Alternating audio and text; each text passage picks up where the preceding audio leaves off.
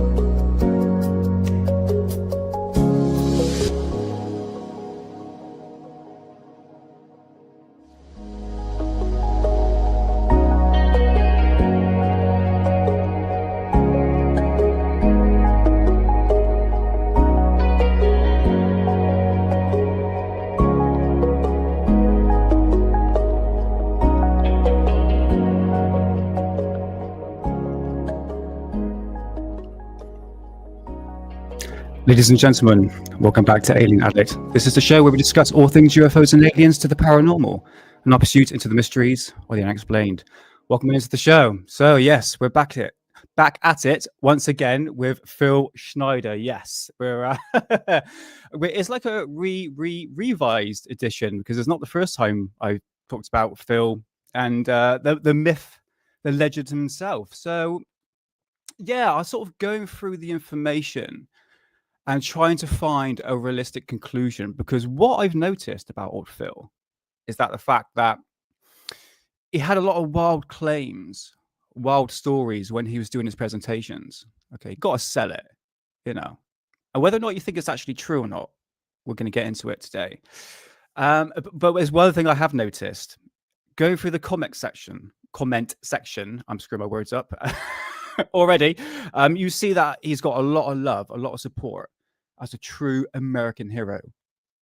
But is he really? I'm not too sure. I'm 50-50 when it comes to Phil Schneider.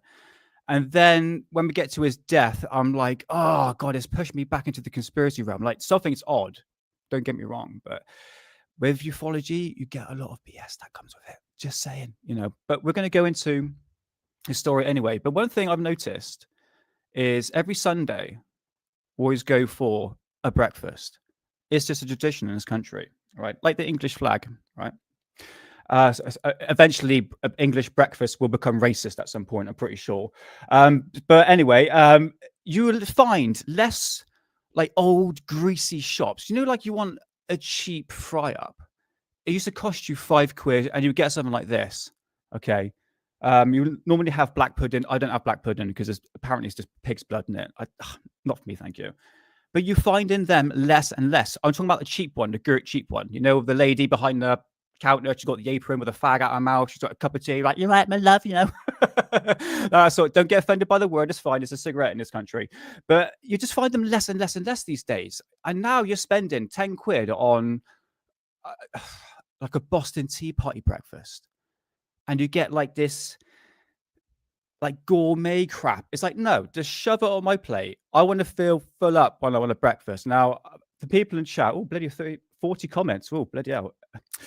Black pudding is elite. Oh, mate, I can't. I don't. I tell you what, if I actually had proper black pudding, I'll give it a go. In fact, where I go to get my breakfast every Sunday, it's actually on a farm, and they have all organic, like the best bacon, the best sausages, the best everything. It's not like this. It's like the cheap version of it. But one thing I have appreciated is the mushrooms and tomato. It's essential to an English breakfast. Okay. I'm talking about food. Now I'm getting hungry. Hey, God, else cat. Nice to see you. Let's go through chat. Hey, Sadie. Boston Tea Party. Yeah, do you know what? With their scrambled eggs, they do the best. But I do love their hash browns. Love the hash browns. But it became a bit pretentious. So I was like, I just want to find a place where it's cheaper. And then we find like our local shop, local farm. And my God, the breakfast is amazing. But it's just tradition. It has to be done. But yeah, honestly, Boston Tea Party is like third in my breakfast fortes, I should say. Wow, it's up there in one of my tops. It's just the scrambled eggs are pretty awesome. But yeah, welcome on in, Sadie. Nice to see you. Who else we got in chat? Let's just blast through this. John Strokes. Nice to see you, man. Hey, one true Saxon. It's all right. Boston Tea Party is okay. It's just a bit pretentious. It's just like the old greasy fry up used to get.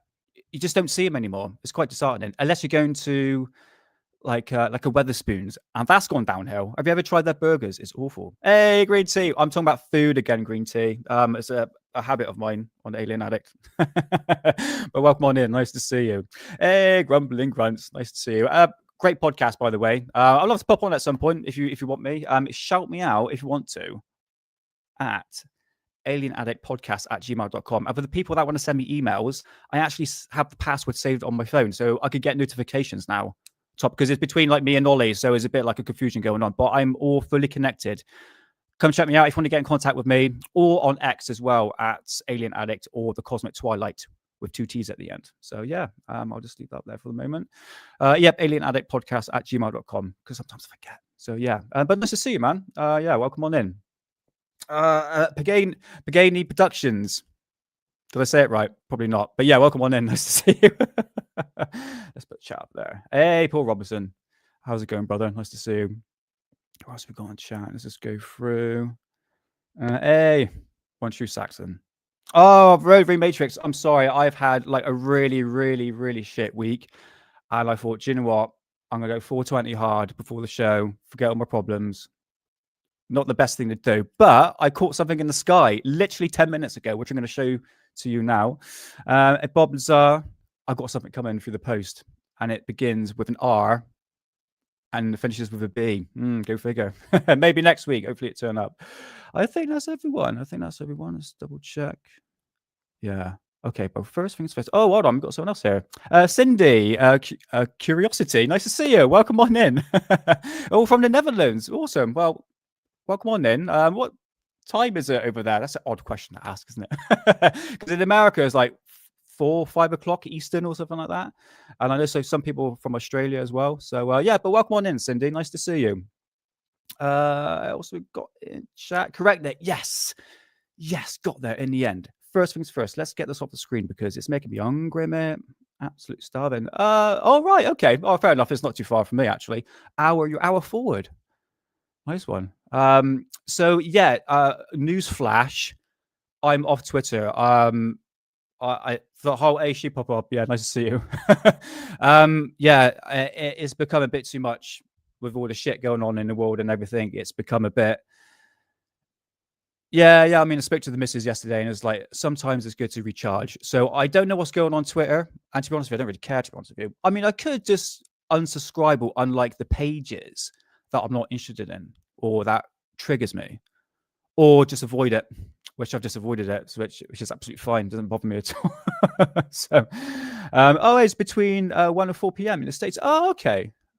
1 California. Right. 4 on the Eastern Coast. Yeah, do you know what? That's a new thing to me. I had absolutely no idea that there was a different time zones in America. I'm just fucking shit during green tea. This is it. Let me show you before we get into Phil Schneider. But this kind of leads up to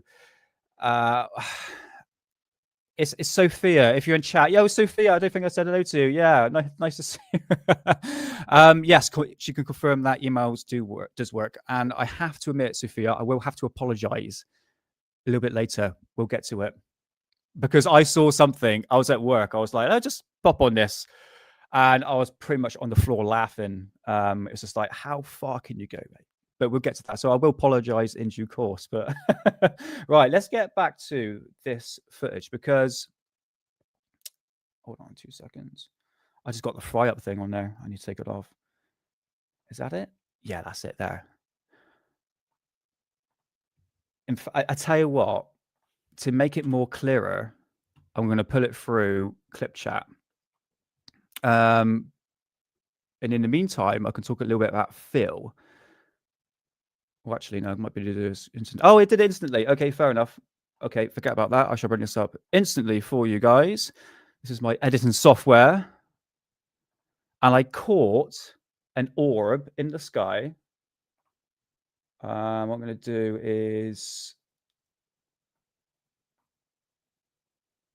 Yeah, do that. Do that. Now, you probably think... Right, check this out. Right, you probably think it's a satellite. Like, just to kind of prove to a certain degree, you might have seen this effect. Check this out, look. Oh, bear in mind, this is my new phone. The Samsung S25 Galaxy Ultra thingamajiggy, I don't know. But one thing I've noticed, look, it actually produces like a trail behind it. See? That's the camera effect. And then I zoomed in. I'm pretty sure it's a satellite, guys. It's okay. It's fine to call it a satellite. It's fine. Don't bother me. But I am seeing a lot of bright orbs. I track the satellite feed on the map, and I can't see this anywhere. So maybe further investigation. Yeah, it's. Do you know what? I see a lot of it, and this kind of leads into. Yeah, I know. Once you Saxon, I got two of them to do actually. Yes, yes, it's been quite traily. Even today was quite traily as well. Yeah, I mean, look. Can you hear that? Because I was trying to CE5 with it. Wink, wink, nudge, nudge. Something for later. But yeah, I'm not denying like CE5, but I was 420 and quite hard. I was like, I'm in that mood. I'm just gonna. But eventually, it goes out. That's it. But yeah, I thought. I know it's an orb in the sky. Hey, Spirited Kenny, nice to see you. Welcome on in. It's a rocket balloon. Yeah, bloody Germans again. Look, listen, guys, I want to do more of this because the camera is pretty good. I'll tell you about something pretty good. I'm going to come off like that. I'm going to show you something, which is pretty good. Watch this. Okay. Okay, before I get to Phil Schneider, do you really? Bet it's a rocket balloon. I bloody hope so. Love to see one. Right. Do you know if you notice with this, especially in England, if you're walking through decorated cow farts? Hey, Space Cow, nice to see you. Oh, sorry, I spelled that wrong. But yeah, welcome on in, man. Yeah, check this out. This amazing footage of a spider I taken on my phone. Oh, the frame rate's not that good on the StreamYard there. But it goes to show, if my camera can do that, how come we're getting grainy, crappy footage from congressional hearings and stuff like that? Could you think how small my camera is on this phone? And it can produce something like that. Sorry, as a spider, did you apologize? But I tell you what, I am getting a lot of cobwebs in my face recently going through park. I was strolling through a park, 420, and I thought, you know what? I saw that spider. It literally was in the middle of nowhere. I was quite intrigued by it. But it goes to show the power of our camera on our phone these days. It's absolutely incredible. And I'm still waiting for the bloody good footage. Unless you're watching Third Phase of Moon. Oh, by the way, Third Phase, if you're watching, nice to see you. Welcome on in. So yeah, a spider. Go figure. Hey, who's this? Parodies. Parodies. So I'm a crap reader, but nice to see you, man. Welcome on in. I hope you're doing well. So yes, Phil Schneider. Let's get to Phil. Okay. Let's get to film. Yeah, digital zoom. I tell you what, the zoom on the phone, it's really good. If you go check out my Cosmic Twilight channel, I do a lot of the chems in the sky. And I get some really detailed views from it's 8K camera. It shoots in 8K. So it's not bad, man. But I'd love to get a proper digital camera at some point in the near distant future. But man, they cost a lot of money. Right, we're going to get to the man himself, the Phil. Phil, where are you, Phil? Here he is. Right. Philly. Interesting guy, I have to admit. The stories have gone absolutely wild in the last, well, since the birth of the internet, really. And it's so good to see Phil on the internet, especially on YouTube, because he was heavily algorithmed at some point. Oh, yes, I have heard about that. Is that the Nikon or Panasonic? Or Canon? I don't know about cameras, or Fuji. I'm a Fuji guy personally, but apparently I heard the Canon ones are pretty good. Might be that one, not too sure.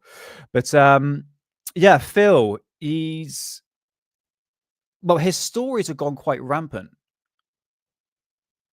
with the birth of the internet. And I'm finding a lot of like TikTok videos, like short little clips. And it's quite interesting to see the progression of this conspiracy, especially the stories behind it. Because it has evolved over the time. I have to admit, I got into Phil Schneider, 2005, I think, when I got the internet. It was literally the birth of YouTube. And suddenly his videos started to come out. And it was around about, 2005, 7, I started getting to Phil. I did do a live stream with Hidden Underbelly, if you want to go check that out on Phil Schneider. But I think today I want to go through a bit more factual-based stuff.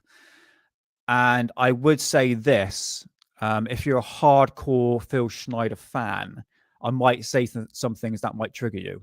That's okay.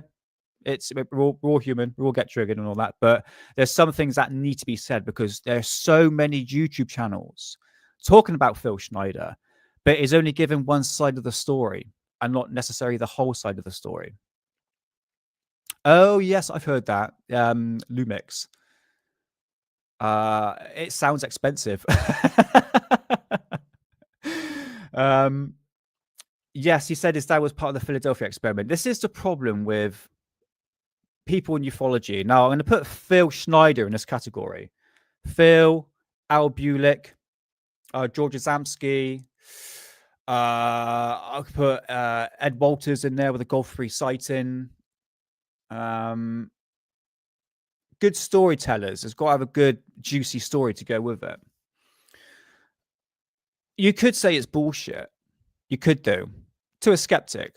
But for me, I've become real 50-50 on Phil Schneider's story, and especially what he was involved in. Obviously, the deep underground military bases.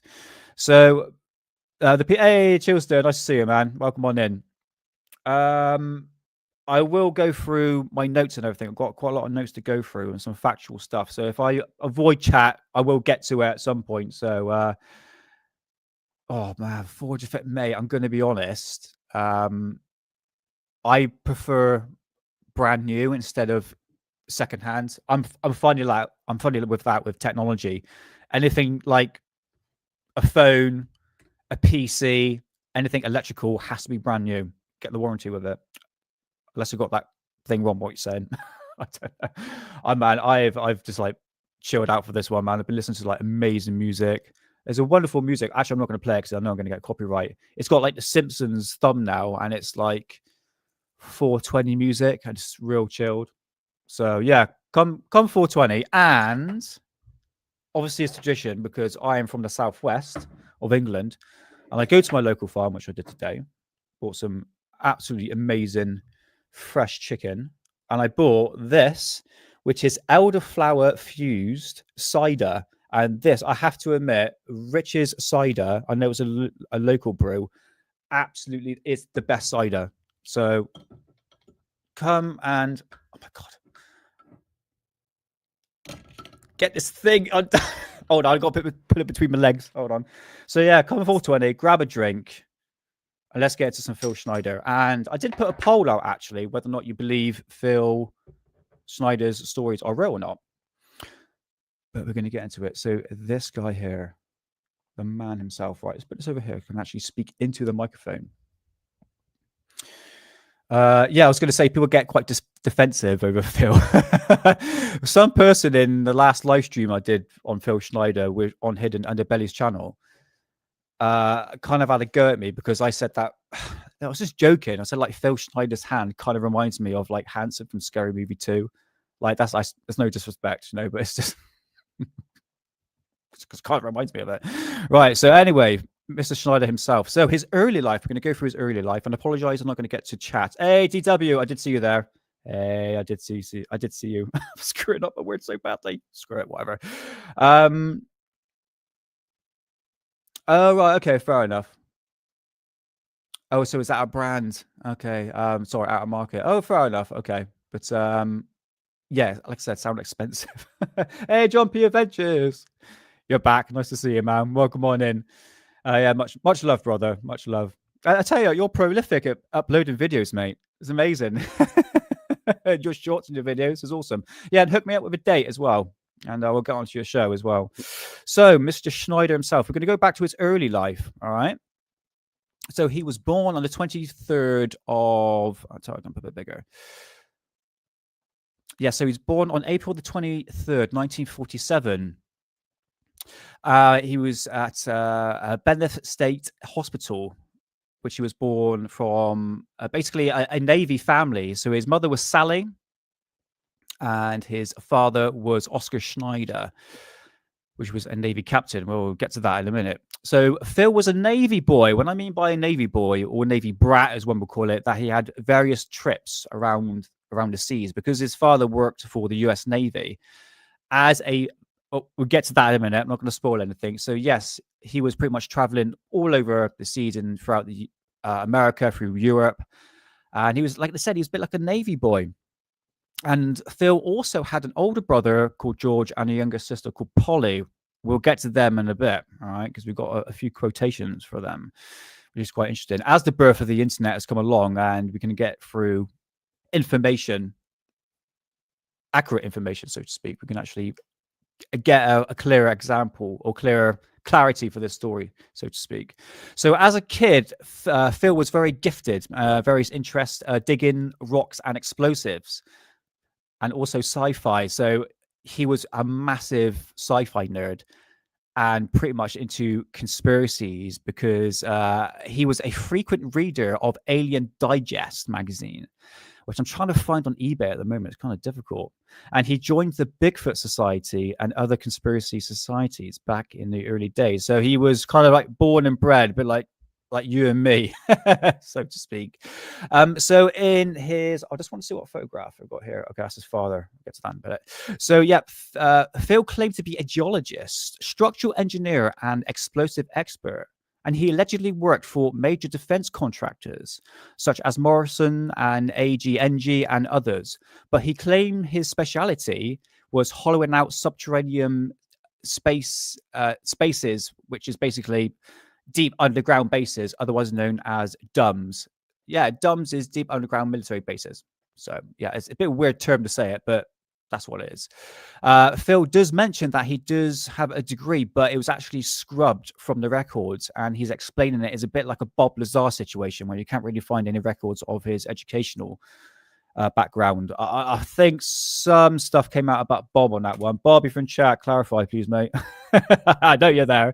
And through research, what I found out that Oscar Schneider was not a U-boat captain. Right, I want to go through a few facts here. Okay. Yeah, Sophia. Yeah. We'll get to that. Well, we see your overall conclusion at the end. So, yes, through my research, a bit more digging, a bit more extended research that I did on Hidden Show. I found out that Oscar Schneider was not a U-boat captain. Like I said, through the powers of the internet, I managed to trace back Oscar Schneider, which is Phil Schneider's father. I should say that. It literally shows that Oscar Schneider was born in San Francisco on January the 21st, 1906, to a Jewish parents, Philip Schneider and Greta Meyer Schneider. I think I said that right. And after a devastating earthquake that happened in San Francisco on April the 18th, 1906, they fled to Portland, Oregon, and this is where Phil Schneider was born. But Oscar Schneider, before he was working for the U.S. Navy, he was actually a Goodman salesman. But like I said, he was not a U-boat captain. He was actually a medical doctor for servicemen. I want to go through a quotation from a Japanese journalist that told a researcher called Charles Gibbert White, who revealed a bit more detail about Phil Schneider. And it says here that this is actually a quote. So it says, back in the 1990s, when I call Phil's brother George, so this is Phil Schneider's brother, he was on the phone.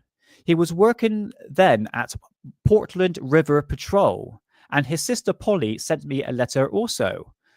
Listen to this. The Schneider family came from Russia in the 18th century, meaning the Russian Empire were a Jewish and family deep. Basically, it came from a Russian that was pretty much Jewish. And what Phil Schneider was saying about his father, that it kind of, obviously he's saying that he was a German U-boat captain. Actually, this was false. And it actually deeply hurt the family. And what it's saying here, the family was deeply hurt when Phil lied and said his father was a German U-boat commander during World War II. But in reality, his father was a medical officer in the US Navy. All right. His uncle is now an attorney in Portland and did this research in 1996. Whilst a new, right, this is very, very important. Whilst a new generation, I'm going to say that again. Whilst a new generation is now reading this stuff, it has now taken a new life of its own due to the internet, isn't it? Listen to this last quote. Spreading the BS from the truth is difficult, but well worth it. End quote. All right. So this is from a journalist that contacted Phil Schneider's brother. I wanted to find about Phil Schneider's. I think this is when Phil Schneider actually died. More background about what happened to Oscar Schneider's father. Oh, sorry, Phil Schneider's father. I'm getting these bloody words mixed up. So yeah, that's an actual quotation. So later on in Phil's life, he sort of fell out with a lot of friends and fell out with a lot of family members because he was saying a lot of wacky things, especially when it comes to the lecturers he started to do in the early 90s. I need to drink something. I've got a bad dry mouth. So it does get like a lot of wild claims as we get into it, but I just want to go through a few facts. It may sound like I'm a skeptic, but guys, I'm really not. Okay, I just have to balance the information on what I'm basically researching, because this is the internet. We've got to be very careful what we're actually consuming, because there's a lot of bullshit that goes out on there, man. I have to admit. I think it's bollocks once you sack him. Hey, Barry, HY, nice to see you. Welcome on in, man. Yeah, for the people in chat, I'm just going to go through because I might have missed some people. But yeah, I hope you're doing well, Barry. Nice to see you. DW, I think I said hello to you. But yeah, welcome on in. I think that is everyone. Yeah. Okay, so back to notes.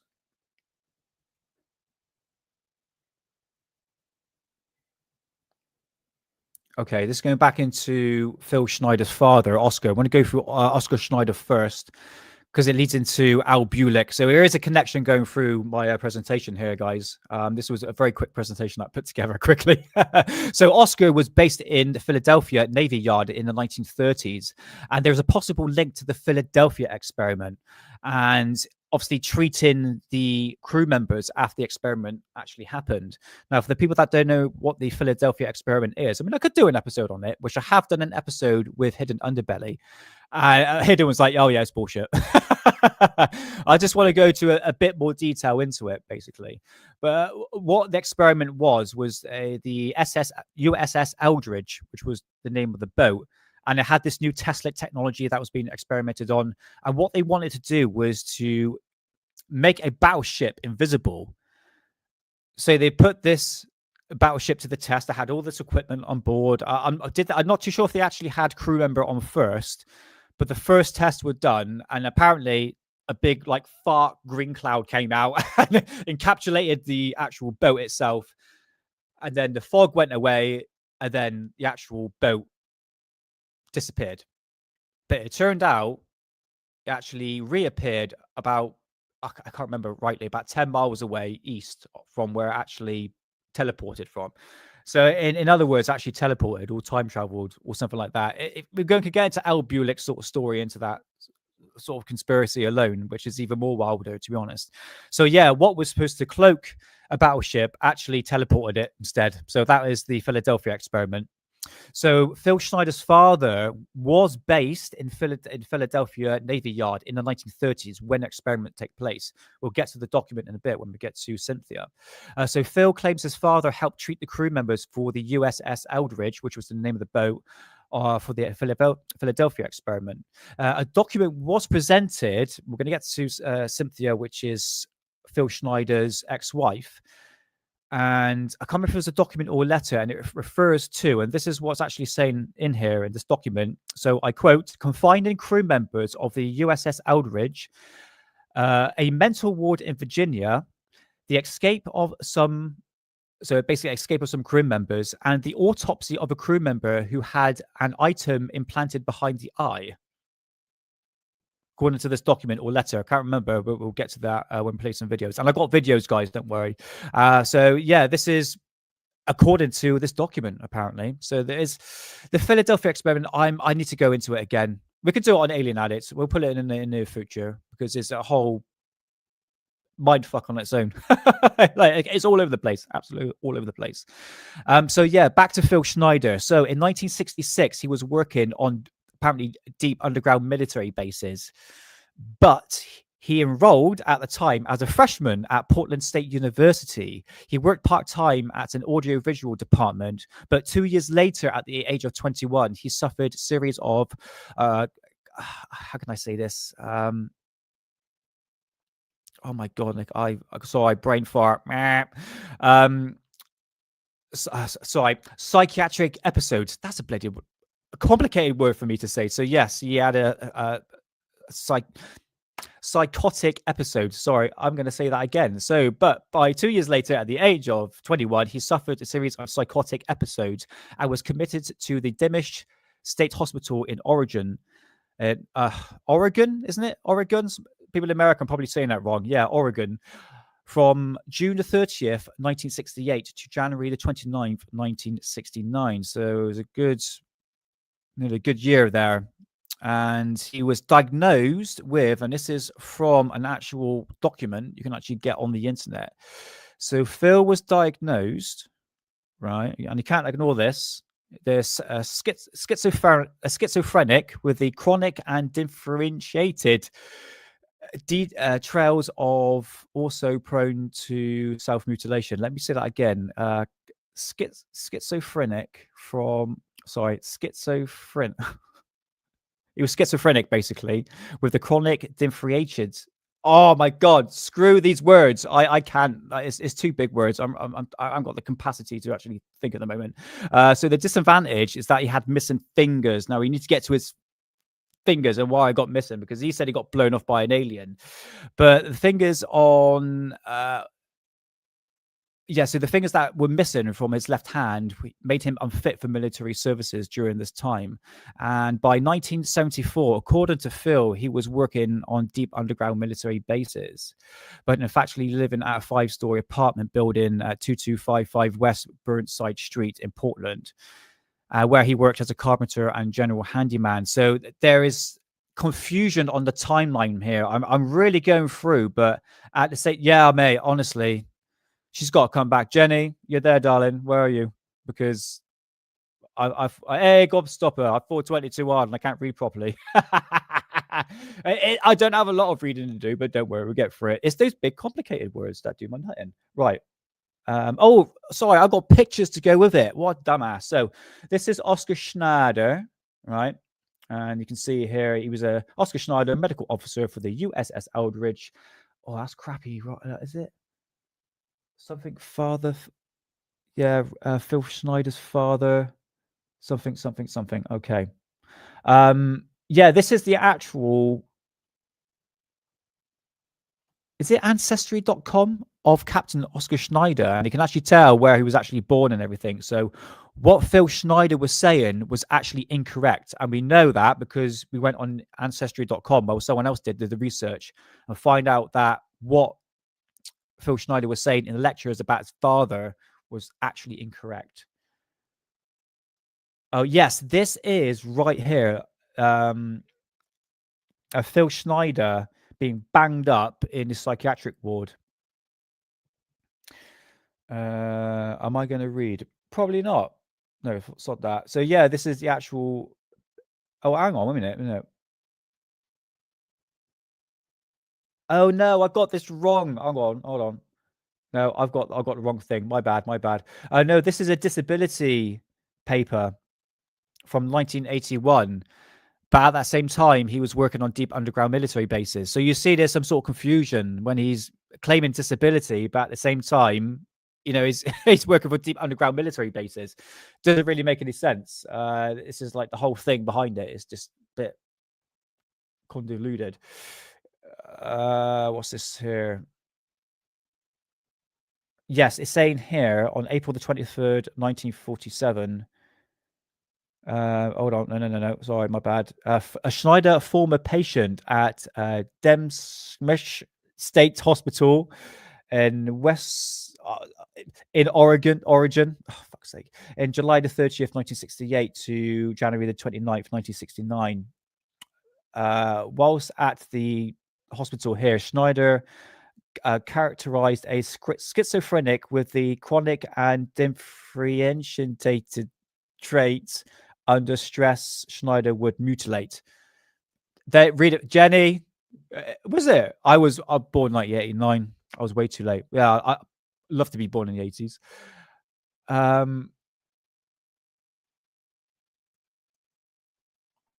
Oh really? Oh okay. All right, green tea. Yeah. Well, to be honest with you, look, I'm not being like. I shouldn't name my weaknesses, but when I'm live, I really struggle reading. When I'm like reading a book on my own, I'm fine. It's just I try to make things look professional, man. But yeah, I'll give that a go, actually. Maybe change the wordings or just use AI because I'm lazy, green tea. But I need to learn to read properly. Oh, 1979. Nice. But yeah, here we go. Here we go. So you can see there's an actual document stating that Phil Schneider was banged up in a psychiatric ward. All right. I love this photograph. You can see it was in the thumbnail. Let me go back to my notes. Don't worry, guys. We'll go to we'll get to videos in a bit.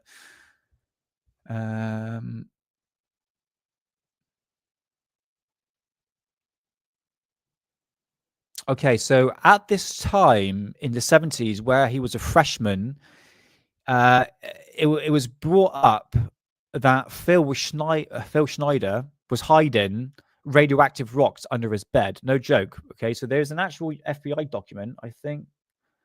Oh, I don't have it. No, I don't have it. Okay, fine, fair enough. We'll just leave that on screen there. This is quite interesting. So yes, Phil Schneider was actually arrested because he had radioactive material that was under his bed. So on March the 27th, 1975, Robert L. Rubio, who was Phil Schneider's roommate at the time, advised the inquiries that Phil Schneider was in possession of radioactive materials, which Schneider was attempting to build a nuclear device. Now, Rubio observed the materials described by Schneider, saying that it's actually radioactive. So he had rocks and different types of dust and materials because that's what Phil Schneider was studying at the time. So he had this radioactive material underneath his bed. So on March the 24th, 1975, Phil was being treated with amnesia, and stated that Phil recently obtained over 80 pounds of radioactive materials. And he had 2 pieces displaying in his office. Now, these 2 pieces were transported by the FBI to a radioactive control section based in Oregon State Health Division. And the materials obtained determined that had high levels of uranium. It's just like, come on. I mean, why would you hide that underneath your bed, for Christ's sake? Now, prolonged exposure to uranium will cause serious health problems like cancer, which is what Phil had. All right. But Phil was interviewed and he said that he met with an individual at a local tavern by the name of George Mayers. George asked Phil if he was interested in minerals and rocks and then brought him back to his home at 104 West North 27 Place, Portland, where Phil purchased approximately 300 pounds of radioactive material. Phil said he would experience nausea and soreness, amongst other things as well. And he kept that material underneath his bed. So the RSC specialists detected 4 to 5 abnormal background radiations at the edge of the apartment car park. This isn't actually in the apartment. This isn't a flipping car park. It's just like it's radio. So the whole fucking apartment complex, is radioactive. Yeah, 300. You can actually find a document. So I've got it somewhere. I've rushed around trying to get this script. But if you type it in Phil Schneider documents, you can actually find it. It's probably crack cocaine. Oh, probably. I wouldn't bloody be surprised, mate, honestly. But the guy actually trying to study rocks and what they can actually do, actually having radioactive material underneath the bed. I've opened up a cider. I haven't drunk it yet.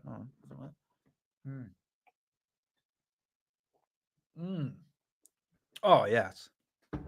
Oh, it's not as good as the last one, but yeah, it's really nice. Elderflower cider. Beautiful. Richard Cider, sponsor me for Christ's sakes. So yes, as I was saying, back to Phil Schneider. This is no doubt what caused Phil's health decline, because at the end of his life, he had chronic lower back pain, multiple sclerosis, and obviously he had cancer as well. And he wasn't really doing too well, especially near the end of his life. We'll get to that in a bit.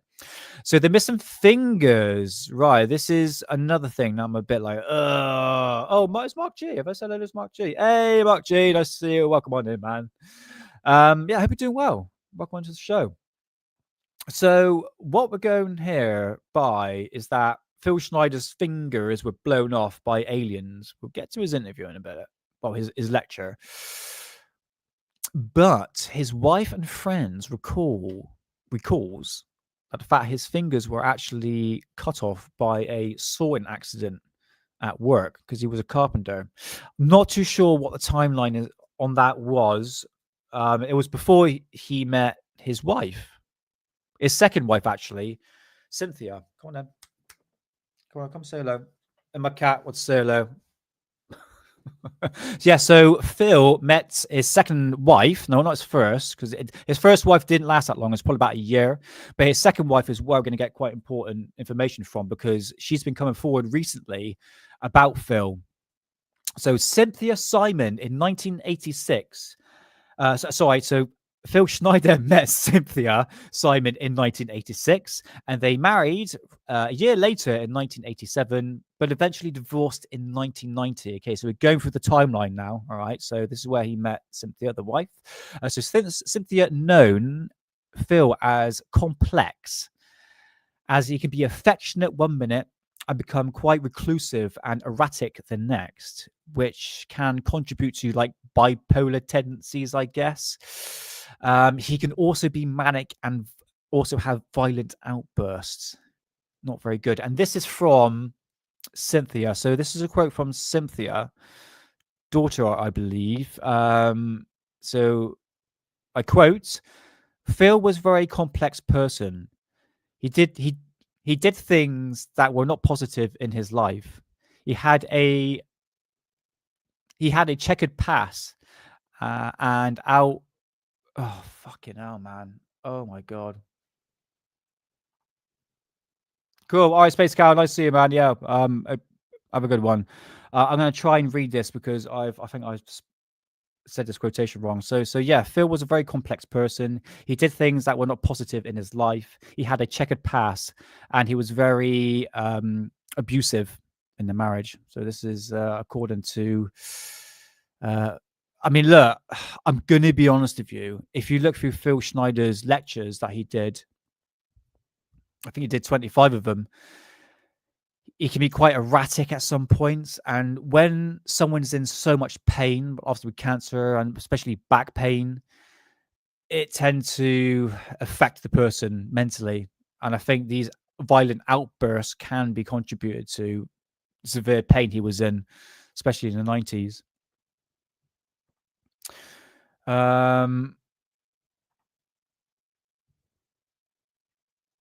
So yeah, back in 1990, Phil divorced Cynthia, and after the divorce, Phil became very reclusive and abandoned his family, and pretty much drove away a lot of friends. And he used to go to a local like bar or cafe in America,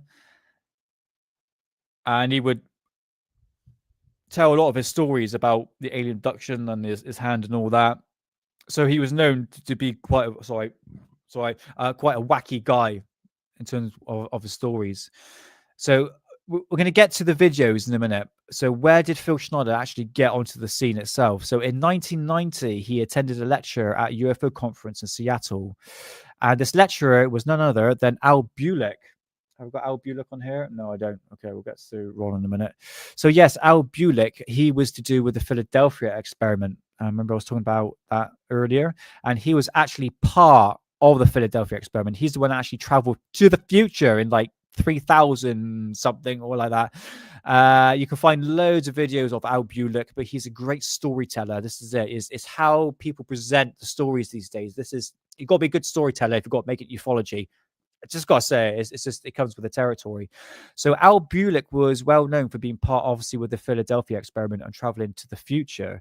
Now, Phil probably thought, there's probably like some sort of connection here between Phil Schneider's father, Oscar Schneider, and Al Bulick. Maybe they knew each other or something like that, because Oscar Schneider was a medical practitioner for the US Navy back in the time where the Philadelphia experiment was happening. So after the lecture, Phil went up to Al and introduced himself. And I can imagine just Al Bulick was like, no, just go. Just hit the circuits. Do the best that you can. Just go out there, hit the circuits, and just show your face out there, because that's what Al Bulick was doing back in the early 90s. And from the first speech that he did, his first lecture was on May the 7th, 1996 in Las Vegas to a very enthusiastic crowd, as I can imagine. And he managed to continue doing up to 25 lectures. Yeah, 25 lectures before his passing in 1996. Was it 1997? He would bring artifacts, fossils, minerals from the periodic table, plus photographs of advanced aircraft and metals from alien spacecraft, which is very true. But he wouldn't let anyone hold them. But what we need to talk about is Ron Rubble, because this is what got Phil Schneider really pissed off about the government and became very anti New World Order, because that buzzword was being put out quite a bit at that time. So yeah, this is Ron Rubble. So this was Phil Schneider's best friend. So Ron Rubble was obviously Phil Schneider's best friend, who written a magazine called The Alien Digest, and it was gathering attention throughout the US, especially for like Nevada, a sort of Area 51 sort of territory. But Ron himself was found dead in Portland Park with a night. Yeah, I can't say that word. He had a note basically describing his death. The problem is with that, Ron was shot in the back of the head, but he had his hands tied behind his back. There was blood blowback on Ron's hands, but not actually on the gun. So this probably suggested that the murder itself, or the murderer, wiped the blood off the actual gun itself, but not his hands. So possibility, but it's very suspicious. The note was analysed and found it was actually not Ron's handwriting, because the handwriting on the letter was actually left-handed, and Ron was actually right-handed, and they managed to actually find that through analysis. Ron's death was ruled as a but not a murder, so the police never opened up a homicide investigation to the case, which is kind of sad, really. So according to Cynthia, which was Phil Schneider's wife at the time, strongly believed that Ron was murdered, and Phil wanted to spill the beans, so to speak. So yeah, this is sort of just an overall background, really. I could not believe, as I was going through, I'm gonna show some videos now. All right, there was one video I was trying to find back in the day, and it had Phil Schneider and Ron Rubble together, and he had like this gathering in Nevada. And I am not joking. I tried to find this on the internet, high and low, but lo and behold, I managed to find it. This is extremely rare. And I might have to download it. But this was taken 4 months ago to this YouTube channel, which I'm going to say here, because it's only got 76 subscribers. I want to give a bit of a shout out. We've got to help these channels that promote this. I mean, this is extremely rare, guys. 1989. This was uploaded 4 months ago, and yes, it's extremely rare. I managed to find her after many years. So what you're about to see is Ron Rubble and Phil Schneider together. This was obviously I think about 6 months before Ron was actually killed. And here is just them chilling out. God knows what they're doing together. But yeah, we're just going to play a little bit of that. And I think they do a bit of UFO hunting as well. We'll skip to that as well. In fact, everything here I'm going to show in terms of videos, link is in description, guys. All right? Just...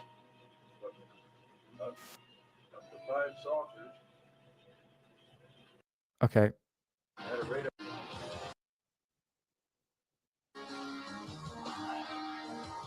And I want you to get this.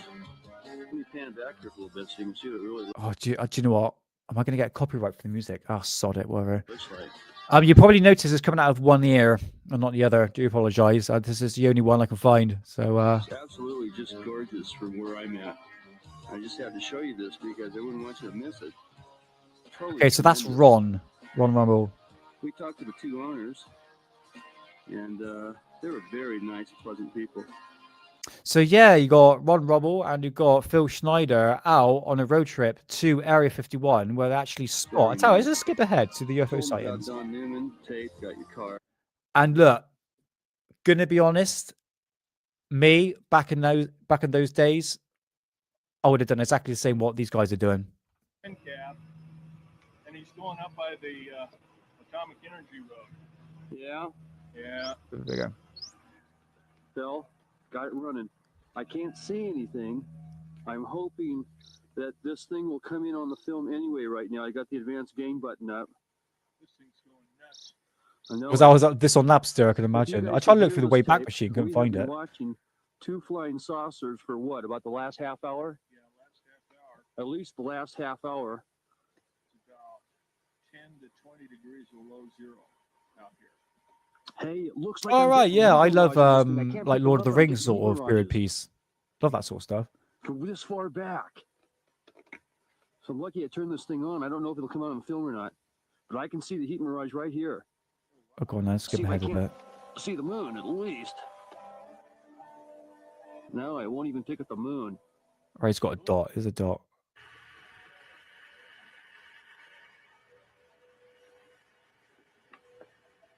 Oh, it's 991. Is that 991? It is, isn't it? Oh no, is he shirtless? The lights, like 3 of them. I'm coming on the other side of us. Hey, Bob. Bob Lazar, look, you're on TV, mate.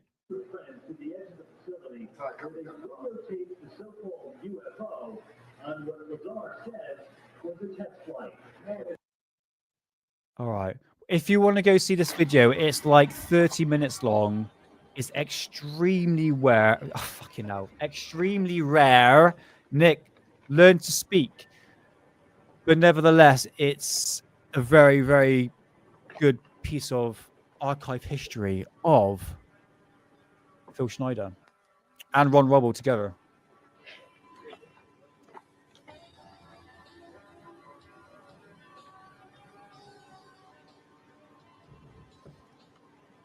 Okay, I'm gonna get a close up. Get closer to it. There's old Phil. Apparently, you cannot get to this place anymore.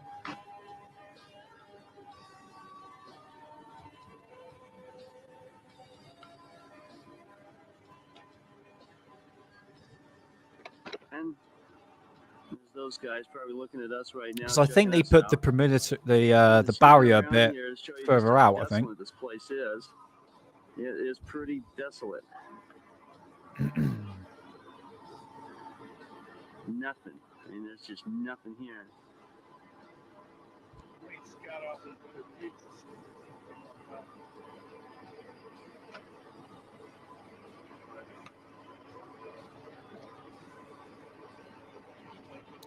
All right.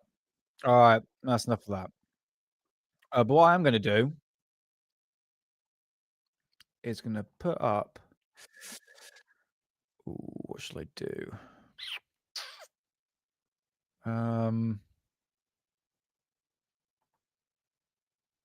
Yeah. Let's do that one instead. Let's hear it from so-called the horse's mouth. Right. This is Phil Schneider. This is the lecture before he... No, the year before he passed, because he passed in 1996. And this is in 1995. So this is a very famous lecture you can find from him. What I want to say. In working with the Black Projects, I was very loyal. Oh, yeah, sure, Bob. And I was No picked worries. because I was very strong mentally. There's a bunch of us that were picked because we don't crack under pressure. We don't freak under pressure, so to speak. Everyday events don't bother us. There you go, guys. That is the link to Phil Schneider and Ron Rubble's video. Yeah, like I said, I had not seen that video, and I searched high and low for that for years, and I just come across it. Yeah, it's a gem, put it that way. So yeah, go check it out. Now, I was involved in something very controversial, almost totally unbelievable to most of you. Some of you are religious people. I think all religions have a time and a place, and they definitely have a place in America. Hold on, wait a minute. Tunnel-like holes, some of them ran 2.5 time and a place, and they definitely have a place in America. So this is a story about Now, his hand and another aliens. thing I want to reach to you is that during the unbelievable part, I was involved in building another base inside of Dulce, New Mexico, which is Los Alamos Laboratory. It's a biological laboratory. On the southwest part of the Archuleta Mesa, we built an underground facility, a better part of 3 cubic miles hollowed out underground. Then to the southwest of that, we were in the process of the early stages of building. We drilled 4 large tunnel-like holes. Some of them ran 2.5 miles under the surface. Number of the original wells or drilling machines that were used were at the rate of up 2 miles a day. It was fairly rapid. The equipment kept coming up broken. So we wanted to go down and we wanted to send somebody down there, a human observer, or human observers in this case, to find out what was going on. Well, to our total surprise, first of all, the government knew all about it. They didn't tell anybody. When I saw Green Beret and Black Beret people encamped inside of our geologist camp, I knew something was up. The gig was up. First of all, I knew all about the alien agenda. I'll explain that in a few minutes. The large alien grays had been encamped there for, as best as believed possible, about 400 or 500 years. If you really think of how does he know this information? Where does he get this information from? And this is the thing you got to kind of think is, yes, we are dealing with trust me bros in it, really. But I want to give Phil due credit, basically. But you got to ask the critical questions. How does he know these aliens have been there for the best part of 400 years? This is it. It's just kind of all with speculation. But he gets like this crazy stories that go behind Phil. But anyway, we'll give him due credit. Don't worry, I ain't finished yet. Have been one of their internal bases. And we drilled holes right on top of it.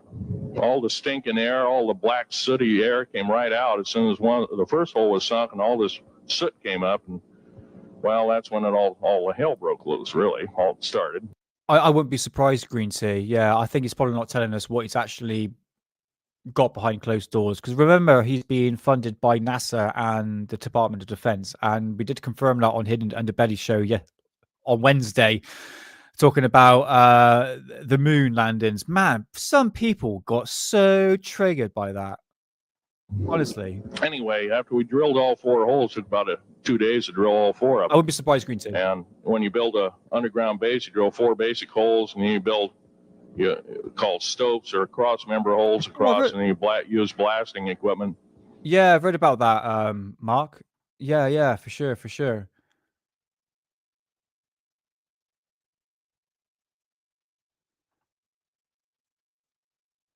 Yeah, that sounds familiar, actually. I might look that up in a minute. Yeah. Special blasting equipment by the analyzation of the rock formation, and you literally blast out or tunnel out or deflagrate or melt rock out to build the large 90s, rooms that are required for this underground base. Well, in this process, I was lowered down the basket of one of these holes, and about from me to this elderly woman here in the front was sitting a 7-foot-tall alien gray. The stench was worse than the worst garbage can you can imagine.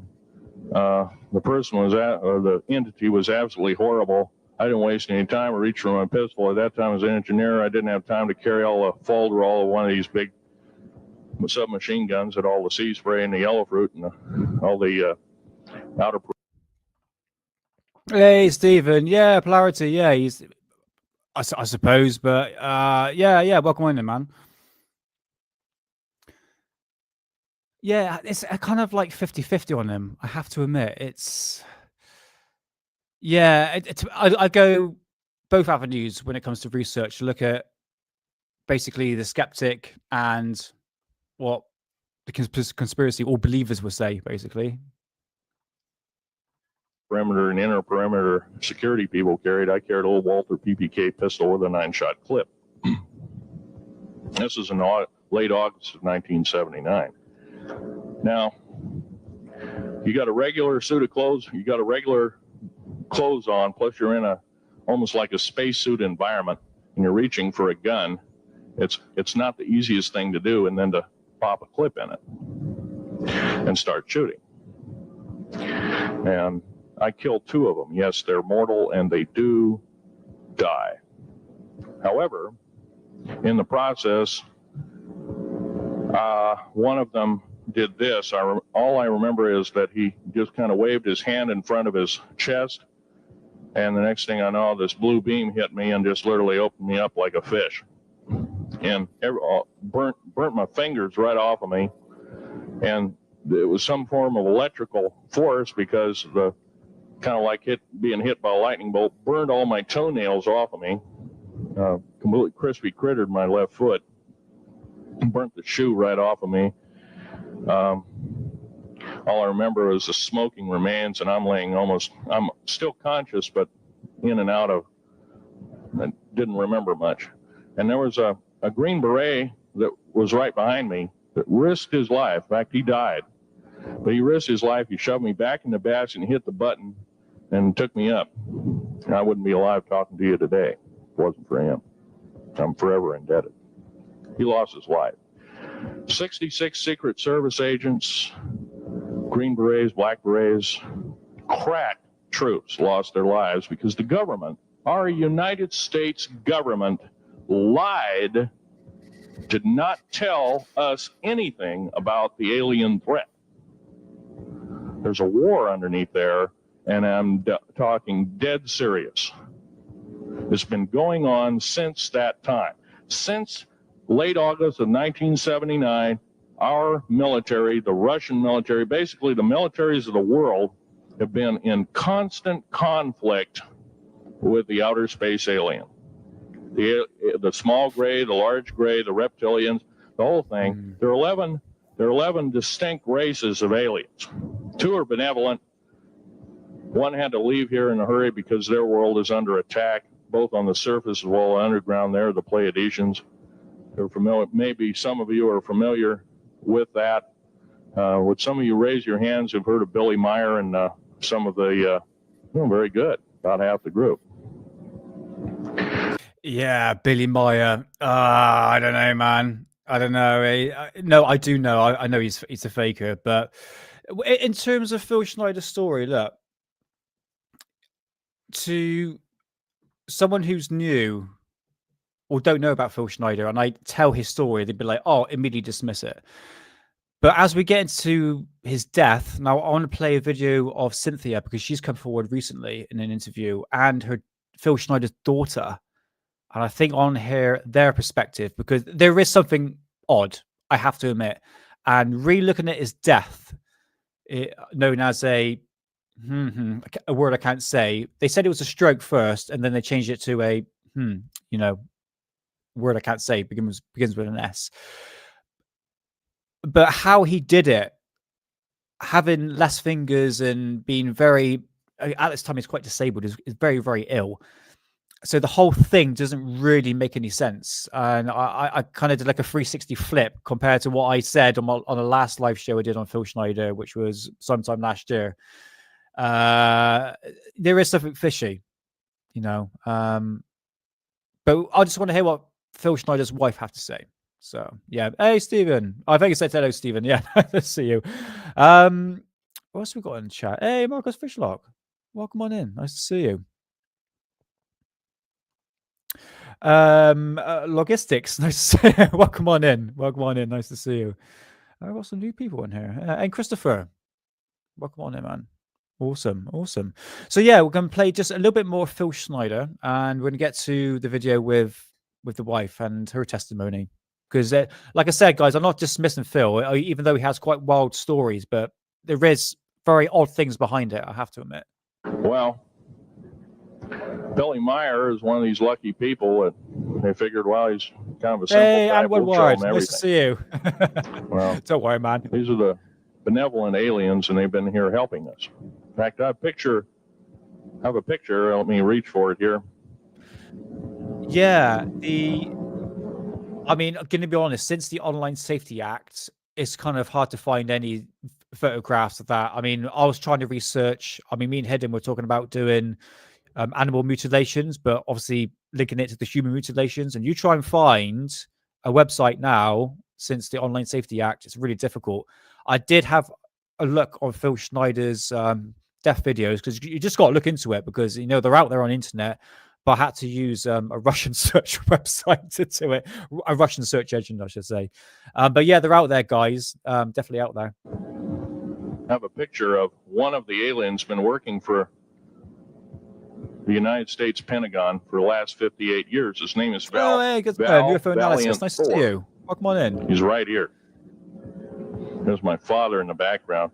This whole place, the ready room of the USS Eldridge, Al Bielek has probably explained, or maybe even shown you this picture. There's a list of some of the notable people in it. They're all the atomic bomb scientists of the day, all the time variant experimentalists of the day, all the top physicists of that particular day. This was in August of 1943. Now, this guy has not changed one iota in 58 years. Started work, he came here, crashed here or whatever, whether he's under duress or not. He started work for our U.S. Navy and military operations in 1937, either 37 or 38 is what I've been told. So it's for 58 years, this man's been employed, probably under duress. If you don't do as we say, we're just going to use you for aid. Oh, Stephen, yeah. Well, hopefully I do a good job. I do the best I can. You know, I'm not very good at presentations and stuff like that. But yeah, let's just go through. He's got so much content. And in a way, with Alien Addict, mate, I am, trust me, a believer in UFOs and aliens. But I look at like both sides of the story. So it may sometimes I sound like a skeptic. I'm really not. I'm just sort of reevaluating information I'm consuming, because there's a lot of bullshit online, I have to admit, especially when it comes to ufology. And in one way, with Phil Schneider, I kind of dismissed him on the last live stream I did. This was on a different channel on Hidden Underbelly, which is a co-host of mine. But now revisiting for Alien Addict, I kind of changed my mind on this one, really. So yeah, but welcome on in, and hope you enjoy the show, man. These buttons are all over the place. Where do I click? That one. Invade or something, I don't know. But anyway, he basically hasn't changed. He lives for 490 years, is what he says his lifespan is. Now, he was supposedly a semi-benevolent, he's a human-looking type person. He has 6 fingers and 6 toes, and he's got one oversized heart, one lung, giant lung. His blood vessels are bigger. He's got copper oxide for blood, similar to an octopus. His brain capacity, 300 centimeters greater than ours. He has a thinking capacity, IQ, if you were to measure it, be totally off the scale, be about a 1200 IQ. Thank you, Mark G. Yes, a critical thinker, not a skeptic. Very, very good point, actually, because a skeptic is more like Mick West. Well, he's more like a debunker. He doesn't believe in anything. You know, if you said to him about a woman's clit, he'd be like, "Oh no, don't exist." I'm like, "Yeah, fucking your stats clearly." But anyway, that's a bit of a dig at Mick West. What am I talking about? Speaks 100 languages fluently, alien as well as others. Yeah, this is he's a lady. remarkable person. I had a chance to meet him one time. There is something behind it. Sure. By the way, he doesn't shake hands. He was kind of in a spacesuit, because all aliens, regardless benevolent or otherwise, they're carrying germs and diseases and bacterium in and on them that are deadly to us. Mate.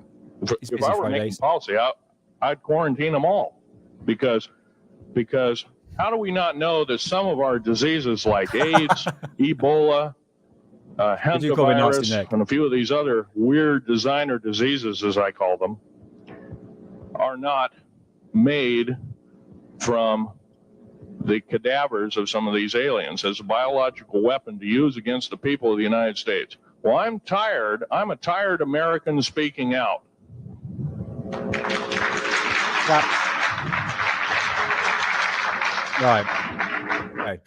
Right. Great photograph. Let's go back a little bit, okay? Because this is quite groundbreaking. Oh my God, Nick. Sorry, I 420'd so hard before the show. I had a really stressful week, man. I haven't been in the right frame of mind. But yeah, I screwed my words up when I 420 too hard. But yeah, this photograph here was quite compelling back in the day. Yes, it's a crappy VHS tape, but through the power of the internet, we can actually find a really good photograph, a proper photograph, which I'm going to bring up now for you guys. And here is Valiant 4 right there. So let's go through this photograph. Let's put it a bit bigger. Okay, so this is what Phil Schneider shown in his presentation right here. That's his father. In fact, let's just go back, just have a little look to see what we've got. So this is Phil Schneider's father. Here's Valiant 4, the extraterrestrial, Arthur H. Compton and Carl T. Compton. Oh, they're probably related or something. But yeah, let's zoom in. This is the alien in the bodysuit, right? I'm gonna be honest. He's got really long fingers, and I don't know whether or not that crack right there is the suit itself. I don't know. Suppose you've got like not a lot of fat on the neck, you know. I guess if if he's bending it up a little bit, you could kind of make that crease. But yeah, this is the photograph. Valiant 4. Is that how you say his name? I think it's Valiant 4. Neck fat. Yeah, this is the photograph. Absolutely. This is 100%. Yeah, Phil Schneider's dad. This is him right here. Oscar Schneider. So, yeah, yes. Yeah, it's one of those weeks, Sophia. But nevertheless, we're all here now. We're all here now. And I will apologize to Sophia in a short time. You can see what I'm talking about. But yeah, here we go. His Valiant 4 himself. I'm not too sure. Let's zoom in. This is the most HD footage I can find. The clearest footage I can find. It's just those fingers, man. Look at those fingers. So remember what Phil Schneider said. This is in the bodysuit. Do you reckon so? Yeah, this is it, Paul. Hey, Paul, how's it going? Yeah, I don't know. Kind of looks like a regular human being. Is there any other photographs of Valiant Thor?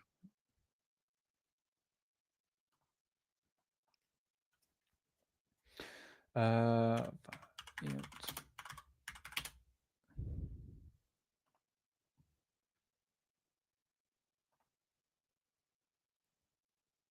Oh, Y-Files are done Valiant Floor. I can't fucking speak, whatever. But yeah, this is the actual photograph itself.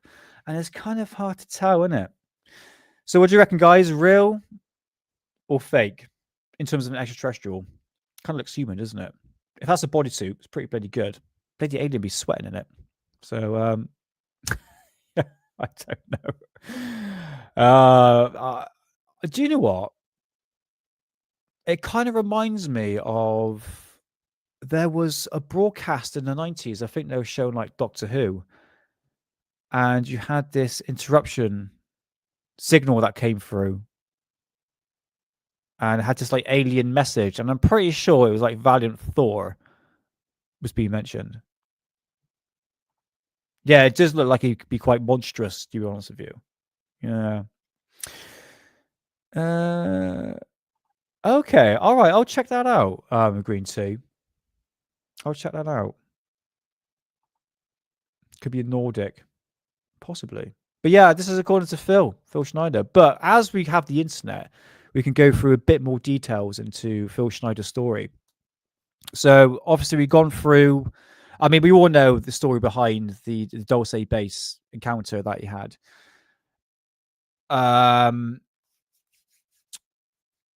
Because, like I said, he did a various amount of lectures throughout, like America, sort of like Nevada, California, all over the place, basically. So if you do see it online, make sure you save it, because I'm pretty sure it's sort of regurgitating the sort of same stuff. But nevertheless, he did have artifacts that he brought with him. He didn't really let anyone else handle these materials, and whether or not these are still radioactive materials that he was bringing along with him, probably. His chin is massive, yeah, isn't it? It's got a very like thick jawline is a bit like Ice-T's wife, Coco. She's got big boobies and ass. She's got like a proper, like, thick jawline. Just what came to mind, really. But yeah, I understand that. I think she's quite monstrous, really. Let's go back a little bit. Yeah, tricky one, really. I tell you what, Valiant Thor sounds interesting. I might have to do a live stream on that. Yeah, I was just gonna go through my notes, see if I.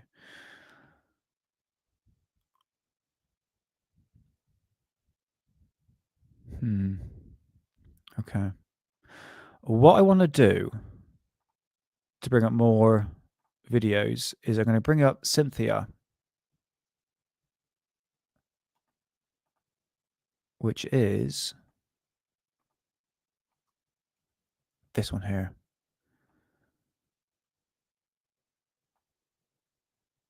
Okay, right. So this was taken 9 months ago. And I haven't watched this, so we're going to watch this together. And this is from Mitchell Frederick. And this is the story of Phil Schneider. But this is going to come from Phil Schneider's ex-wife and daughter. So let's have a listen. The coroner ruled the death a suicide. Schneider once stated that if anyone God claimed he had committed suicide, And then again. you would know he God was damn it. murdered. Schneider is survived by his ex-wife Cynthia Dreyer and his daughter Marie. Now, for the first time, Cynthia and Marie sit down with open minds. And in this exclusive interview, they discuss the man who was at one time a husband and father, who made some astonishing claims about the U.S. government and extraterrestrials that put all involved under intense scrutiny. Toward the end of his life, the last 2 years, he was out on the lecture tour, and he had pretty good memories of everything that he had done, all the events that occurred, and he had new materials that he had discovered in his father's basement. Okay, he Barry. talked more about Morse and Knudsen, that they were a military contractor. They were civilian, but they contracted with the military.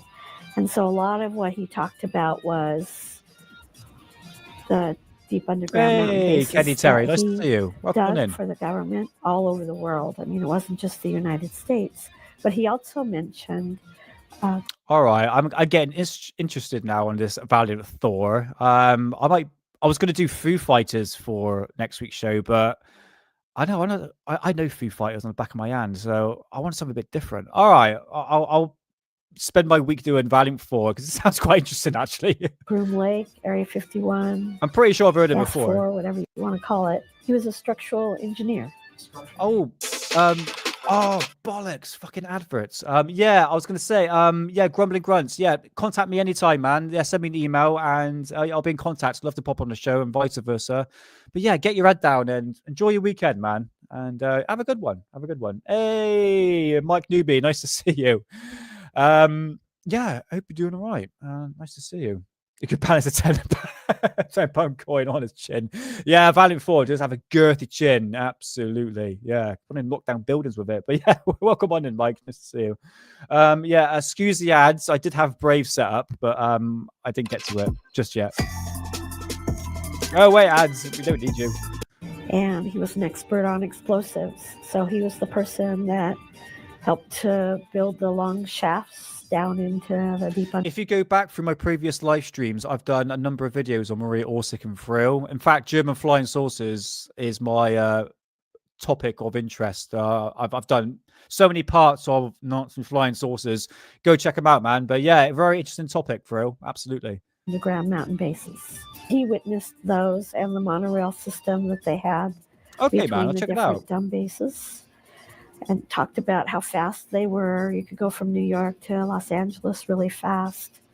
But the purpose of the deep underground mountain bases is the part that really Yeah, take it concerned easy, him, mate. All the best. that there was a treaty with aliens that they'd be able to live underground in peace, Absolutely. I guess is kind of how you would put it. I think he was concerned about the alien agenda. He wanted I believe Eisenhower met with a group of grey aliens.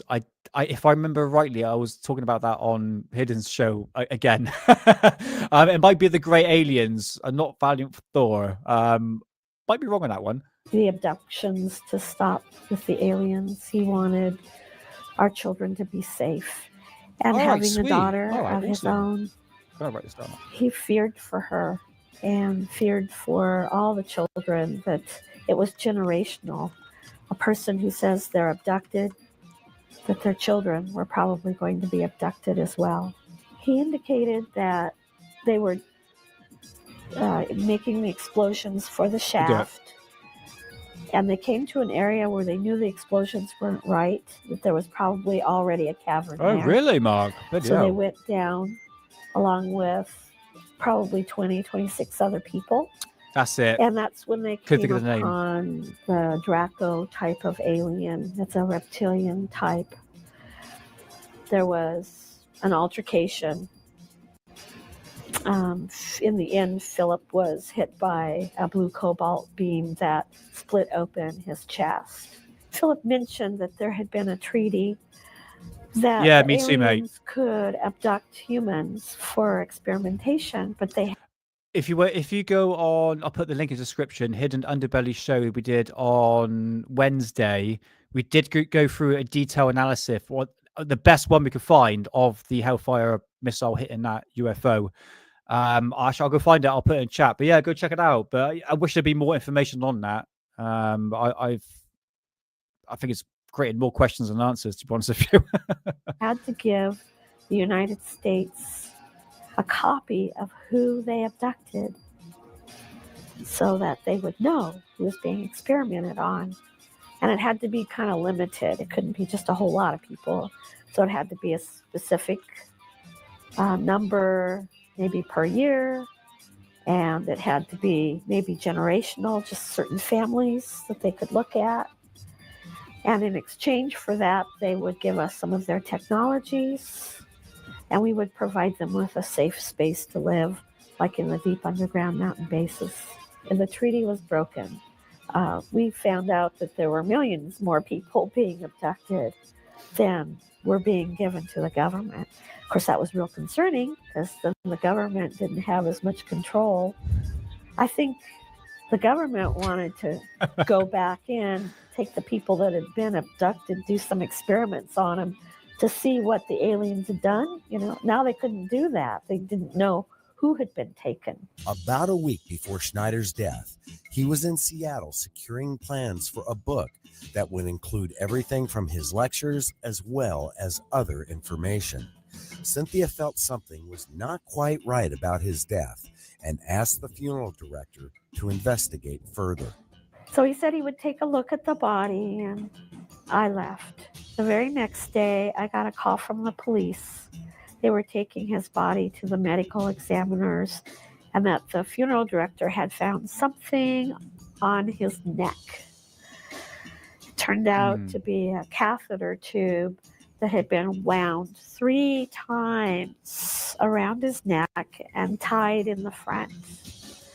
Now, Yeah, this is the thing, and I think me and Hidden went into detail with this. If he was going to strangle himself, I believe the catheter would be at the back of the neck and not the front. Oh my god, the details of it. I was talking about on the show. It was sometime last year. There's things that didn't really make sense. There was a sign of a struggle, but at the same time, you need to take this in consideration. I think it's really worth pointing out, because this is where I go a bit. I think maybe like there's something going on here. The fact that Phil, at this time period in 1996, he had cancer. He was in so much pain. He can barely walk. According to what Cynthia, through previous interviews of her, Phil was in a really bad state at this point, and was on a lot of medication and all that. And by the way, he had a gun with him. If you wanted to end it, why didn't you just, use the gun? And at the same time, he said in many of his lectures, he says, I'm not one of those people that's going to take my own life, basically. I can't say the word, even though it's been said 2 times. So he's very, very heavy. He's very heavy in Christianity. So why would he do that? That goes against his religion. He's pretty much in the, not really fanatic, but like most Americans are pretty much into like Christianity, which is the primary religion of America. So the idea that he would do something like that makes no sense, unless, and this is going out on a whim here, that he was into, is it erotic asphyxiation? But no, that's just probably a stupid explanation. It's one explanation. It happened with Kevin Gilbert, but he was pretty much disabled at the time. That's the point I want to get across. You know, he had barely had any hands on, well, fingers on one of his hands. He didn't have the strength to really do anything. There was a sign of a struggle. There was blood involved. The coroner said that he died of a stroke. And through the clip there where I paused, Cynthia said the coroner actually found the catheter tube being wrapped around his neck 3 times. It was deep enough for it to actually cut through the neck. Like the whole thing just didn't make sense. And by the way, all the material that he had, it's like all the rocks and everything like that, actually went missing. And I think it was like 5 days after the death, Phil was actually found. So yeah, it's very strange stuff that goes behind his death. Definitely not knocking that. Oh, it was just that basically, the S word, so to speak. Philip had osteoporosis, he had multiple sclerosis, he had cancer, he had so many things. But on top of that, he was missing some fingers on one of his hands. To do that 3 times around your head and then tie it in the knot and then just sit on the edge of your bed. I hope they don't show the graphic photographs, for Christ's sake.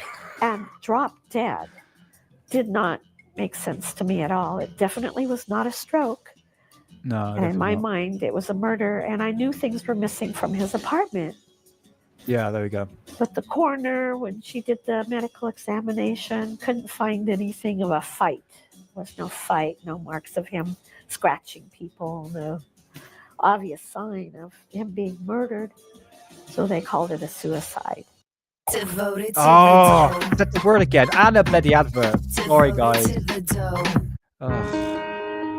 Schneider's daughter Marie. I promise, I am going to use Brave next time, because every time I play a video, I've got fucking YouTube ads pop up. Really sorry, guys. Sorry. Told us that she is still missing something that would give her some sense of closure. Justice. Same thing that my mom said, the death certificate being changed to at least unknown, because it's so... Oh, it's your kind of music. And it's sad. Marie, who now has children of her own, also expressed that she misses her father greatly and still carries concerns from what had happened. She will make sure that he will not be forgotten. Same thing. There's a fear. Oh, yeah. Sorry, did you see the interview with, I think it was Chris Tucker interviewed the CEO of that company? And it's just like, you know, I'm not a body language expert, but I'm going, hold on a minute. So you seem really uneasy being interviewed. The basic question. And there's one thing I've noticed. The people that are a bit on edge always play victim. A very common sign of lies. Truth not being told. But I don't let it get to me. Sorry for pausing, guys. I know when my children get older, they'll know about their grandpa. So what is it about this area of New Mexico that has created such mystery? Papa John's. What is it about this place in America that would cause someone with a PhD in education to... I like their sauce, but I just find Pizza Hut and Domino's just give me the shits. I'm going to be honest with you. I just make my own pizza. It's just make your own bread. It's so easy to make, honestly, and it's a lot cheaper and a lot tastier. His life in Florida and moved to New Mexico. So I took an early retirement from my position as a college professor. Hey, Moody! Nice to see you, brother. To come out to where the hot spot is. I had a choice of either going to Roswell or to Aztec, but Dulce is the place where did you say it's that last time? happening, You and didn't, that's why I'm here, to find out whatever I could and to immerse myself completely into this arena. Yeah, early on in my life, maybe 4 or 5 years of age, my sister, who's younger, was abducted. And apparently she's had repeated abduction experiences throughout her life. And I vowed to her and to myself that I would do whatever I possibly could to find out the truth whatever Pretty that good might riddance. be. Howard Eliason experienced all of this around the age of 5, and the memory of this first incident with his sister will never leave him. We lived along the Delaware River, and the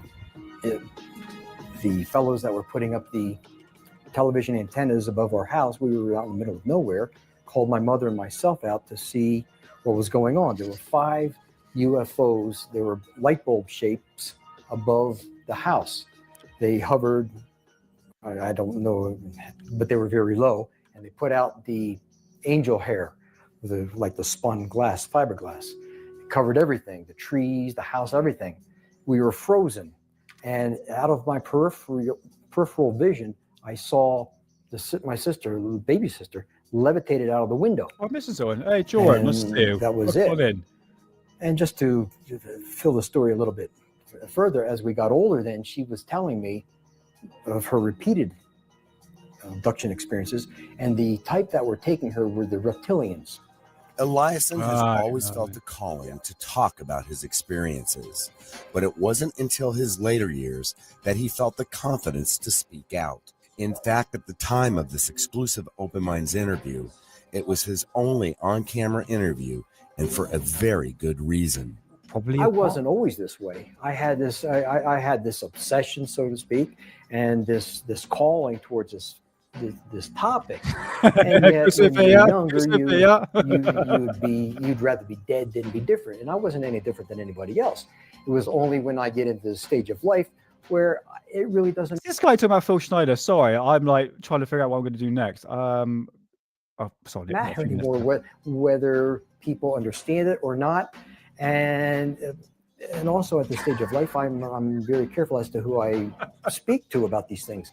The History Channel was up in the area last year, I guess it was, and they approached me twice. Well, they didn't come to me. They wanted to get in touch with me, and people who knew that I was interested in this sort of thing told them, well, that they might want to contact me. They were really interested in doing that. But no disrespect, man, but man, I'm really a bad reader, and I just don't understand what you're saying, man. But anyway, welcome on in. Not being rude, but yeah, I'm not too sure what you're saying, mate. I avoided them anytime I saw anybody coming up the driveway. Yeah, I didn't want to be involved. Mate. Why? Because I don't want the people in this area. Excuse me. I don't want the people in this area to think that I was ever an opportunist. Yes, I've seen that one, mate. Yeah, I'm not. Sorry for pausing, guys. There's some points where you can see like a probably bit of like pareidolia when it comes to actually seeing the figure itself. But yeah, you can hear it breaking off branches, which is quite interesting, actually. People around here have been marvelous to me, and they're genuinely nice people. And I would never want anybody to think that I moved up into this area to take advantage of anything that they've ever told me or anything that I've experienced or seen. I wouldn't want to do that to betray the people in this area. And that's why I never wanted to have anything to do, even with the UFO conferences that I never attended. It took me a while to get over the perception that I was the UFO nut, because going around with Gabe Valdez, automatically you think, well, he's either at the UFOs or cattle mutilations or what have you. So, but I just didn't want to be termed as labeled as a UFO nut. But okay, I have absolutely no idea if he's talking about Phil Schneider. So, all the links for the videos I'm playing today is in description. So if you want to follow up on that, you can go ahead and do that. I've just got one more video I'm going to show of Cynthia. And bear in mind, guys, this is not going to be the last time I'm not going to be talking about Phil Schneider. I think it's worth going through. If I find additional information, I will catch up on, because it is a massive rabbit hole, I have to admit. But this is just one clip here. It's only like 3 minutes long, and then I have to apologize to Sophia. Sorry. One of the examples that he talked to me about was in Colorado, where he went down into granite, and so they're blasting down into granite, and suddenly they came to a cavity that shouldn't have been there. So they went down to explore what was going on, what this cavity was, and it turned out to have in it Believe it. a UFO and an alien body. Now, this had occurred so long ago that there was actually like quartz that had formed over the ship and the alien's body. This was the first clue that he had, that aliens had been here living in the earth for probably millions of years. When we think, Okay, from that, right, as Phil, look, I'm not debunking Phil, but remember, he was pretty much into sci-fi back when he was a kid. So these stories of aliens underneath the ground has pretty much been ufology for donkey's years, really. So it might have, as a skeptic would say, it's probably just regurgitated that story. I'm not debunking Phil. Give him a chance. about being invaded by aliens, forget it. They're already here, and they have been here. They've been a part of our life since the beginning. The second, and I would actually believe in that. I do believe that we came from aliens. As wacky as it sounds, I really do. time he told me. I'm sorry, go ahead. Oh, the second time he told me about the alien contact was through the deep underground mountain bases with the Dulce. It's a reference ain't going to get, mate. Right, Yeah. the Gulf firefight. Mm-hmm. Right, the firefight. And he told me about that, how the men came down. And to me, the number was like 21 people originally. I'm just down. again, they're blasting not being rude. holes, and suddenly they discover that there's a cavern already there. So they go down and explore what's going on there. He did, and they yes. find lizard aliens, Dracos is what he would call them. So they're big, tall, reptilian-looking. Yeah, they derive one of their happy drugs from us. So when they frighten us and we get the adrenaline going, yeah, that's like a drug to them. But then they eat our blood. Really? Yeah, they eat it. Yeah, they want our blood, and they eat our body parts. There was this big giant bat. Certain ones. Well, it sounded like the reptilian ones specifically were doing this, and the Greys help them get people. So the Greys help abduct people, usually children. You know, there's 1 million children that disappear every year in the United States. 1 million every year. But we only hear about a couple of. He said there were 7 types of aliens, and out of those, 2 were friendly that actually tried to help us. One of them looks very similar to us. They're a little larger. Did he say what they were called? He said they were from the Pleiades. Oh, the Pleiades. So the aliens that were from the Pleiades So I just looked more like into the us chat. and were more friendly to us. Go Sophie, yeah? Sophie, yeah? Got to apologise a second. Go Sophie, yeah? Bloody ads, go away. Oh, God's sake. Right, so yeah, that was a clip from Phil Schneider's wife. And look, one can say, look, listen, guy, look, I have no idea what you're saying. But yeah, I'll just leave it to Sophia. Love it. So a skeptic, or the skeptics I have heard on YouTube, would say, oh, Cynthia's just clearly riding a bandwagon because Phil's got more popularity on YouTube, which he has, which is not necessarily a bad thing. But yeah, one thing that I found just strange is death. I found it really, really odd. A lot of wacky stories, and I can bring up a load of people in ufology that's got crazy stories, but I'm not going to dismiss it. In terms of evidence, well, what I did show you that he was banged up in a psychiatric ward, right? It said he was prone under stress to actually do mutilation or mutilate himself. In regards of his hand, I don't know. I really don't know. One can say those documents have been put out there to discredit the guy, and they can fake documents. I'm not denying that. They can. Majestic 12, probably. You know, I've got to do an episode on that. Yeah, no, it's great stories. I have to admit. This is what got me into ufology. Really, I mean, especially back in the day, like in the early '90s. I mean, I didn't know Phil Schneider until like 2005, like the birth of like YouTube and stuff like that. So, in terms of Phil, like an overall conclusion before we move on is that yes, there is something odd about his death. Crazy stories, wacky stories, wild stories, but nevertheless, I'm not really going to discredit it.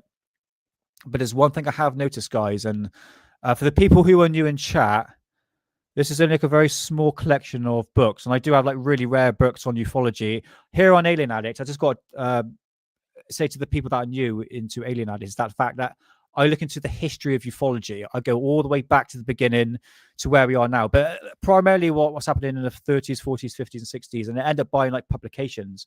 In fact, I've got that rare book. I've got a notification. I've got a tracker on it. It's actually coming from America soon. So I'm looking forward to that. And I love to do deep dives onto like specific subjects. And I like to go through books.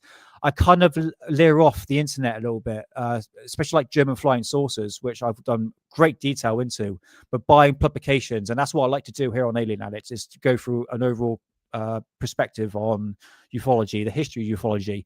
But I will say this, guys, there is a lot of bullshit that's going on at the moment. You do have people in ufology who wants to ride the grift. Look, I can't look. If you want to make money at ufology, it doesn't bother me. You know, ufology is a business, is an industry, and it's entertainment. And I can name a number of people or a number of YouTube channels that do that. That's absolutely fine. Don't bother me at all. We've got to make a living at the same time. But with me, I like to have like a realistic perspective and to learn through these people's mistakes. Like, for instance, Heine Musan, who's been caught faking stuff so many times, and now he's released this boogosphere, and now I'm supposed to go, oh, now he's got this one right. It's like, well, hold on, no, let's go back and just have a realistic conclusion, a realistic perspective on what topics we're really going into. So I can't remember who said it. I think it might have been you, Mark G. You know, just a critical thinker. Some people say that I might come across as a skeptic, and it's not at all. I'm a 100% believer. Yes, there are UFOs. I run a UFO channel, for Christ's sake. Yes, there's aliens. Yes, there's reptilians. Yes, there's spiritual interdimensional beings. It's all connected into everything, even the paranormal. So yeah, it's an interesting one. Oh, we've got someone else in here. Hey, Russ, nice to see you. Russ Sizer. First time here. Welcome on in, man. And yeah, welcome to the show. Welcome to the show. So yeah, we just moved away from Phil Schneider. But if you want to play back the video, go ahead. There are more videos on Phil Schneider on YouTube than ever before, and I have to admit, yeah, Google it. I use Microsoft Bing, and that literally, if you want to put a conspiracy video in, literally put it in Microsoft Bing, and I guarantee it will come up. Because some of them with YouTube, like for instance, if you put my other YouTube channel in the Cosmic Twilight, as gay as it sounds, you'll actually go for like 50 pages because I've been heavily shadow banned. And it was the same with Phil Schneider. And now, but more people are doing more videos on Phil.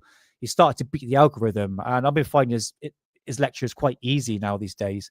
So yeah, you can watch to your heart's content. So if you do see Phil Schneider, I mean, look, it's everywhere now. So I'll say download the video, but honestly, you'll find it on pretty much alternative sites. So he is going nowhere. But we will pick back up on Phil Schneider at some point later on in the year if there's any more information that I've missed. Like I said, we will revisit these stories. But yeah, wild claims, wild stories. Yes, not a lot of evidence, but it's stories I love to hear. Fascinating. So Phil Schneider, the myth, the legend himself. Yes, I used that. Yandex is pretty good. I heard the more male demographic use that for porn now. Apparently, I got misses. I don't use that sort of stuff. But yeah, the Online Safety Act in England has. What was I looking at the other day? Oh no, it's crime scene photographs. Maybe it's me and the missus were watching a crime scene, a crime documentary on a serial killer, and sometimes we look at like the crime scene photographs. Well, the missus does, you know, just get an overall perspective of the scene itself, and it's kind of artified now because it's all blurred out. Like, you used to find the Jeffrey Dahmer photographs, you know, the Polaroids. Yeah, you're gonna find that now in England, you know. But yeah, Yannick's a really good search website. And I promise I'll use Brave because those ads are really annoying. Except for John P. Adventures and you like to have a little jig, like pizza advert. Nevertheless, right. Okay, Sophia, I'm really, really sorry. I'm going to apologize now on behalf on Alien Addict because, oh, Jesus Christ. Sophia, you're in there, darling? Sorry for calling you darling, didn't mean to. Some people get offensive if I call people darling. It's just, that's an old British thing I say. I keep saying it. All right, darling? I say that to like everybody, even men as well. It's kind of weird. Oh, I do. Joking. Right, Sophia, if you're in chat, does that do it for you? does this face do it for you, Sophia? Yeah, sorry.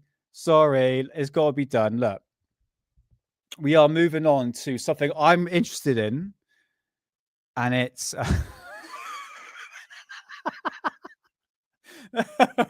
I'm sorry. Look, just quickly. Oh, it did that. Okay, that's all right. Oh, thank God for that. Oh, do you know what? I think it's just these woke people, these woke women, liberal assholes that just. Sadie, do people say it to you, darling? I don't know. I just kind of like. I know it's just, I'm from the southwest. I'm like southwest of England, and we use that constantly. Not constantly, but we refer that to women. But I know some people find it offensive, but I don't mean to if I say it. It's just middling. It's just middling. Oh yeah, sorry. Right. Okay. So right. Okay. I'm trying to have like a 50-50 perspective on CE5. I'm not denying it. We can contact aliens, extraterrestrials, interdimensional beings. There is something to it. Now, that orb that I saw in the sky in the beginning of the show, you didn't hear the audio, but yes, I was saying, can you please blink for me? Could you please give me a sign? But I didn't really see A5. All I did was like 10 minutes before the show is that I went out, I 420'd, I saw this object, started filming it, and I just started speaking to it, and nothing happened. But apparently I've got to meditate. There's a whole sequence to C5ing, if that's the unit thing. But what I'm going to do is, I'm so sorry, I'm going to show you the photographs of what this guy has been showing. I know, mate.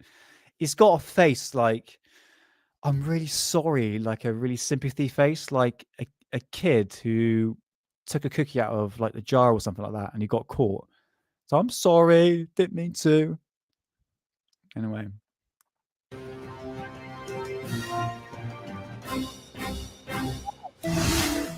Well, g'day and welcome back to Reality Check. I'm your host, Ross Coulthard. Oh, don't. You're going to trigger Sophia big time. Right, listen, I'm not going to play all of this. I'm going to show some of the photographs and we're just going to talk about it. So if you want to rip the shit, that's absolutely fine. People like Ross Coulthard, that's absolutely fine. But I'm very, very skeptical of what this guy is putting forward because I saw these photographs. I'm like, honestly, you and I looked through the comment section and people were going, Ross, what are you doing? Like, seriously. But anyway, content. Now, one of, I suspect, the most intriguing stories or accounts in ufology, UAPology, if there's such a thing, is accounts of encounters with beings, entities.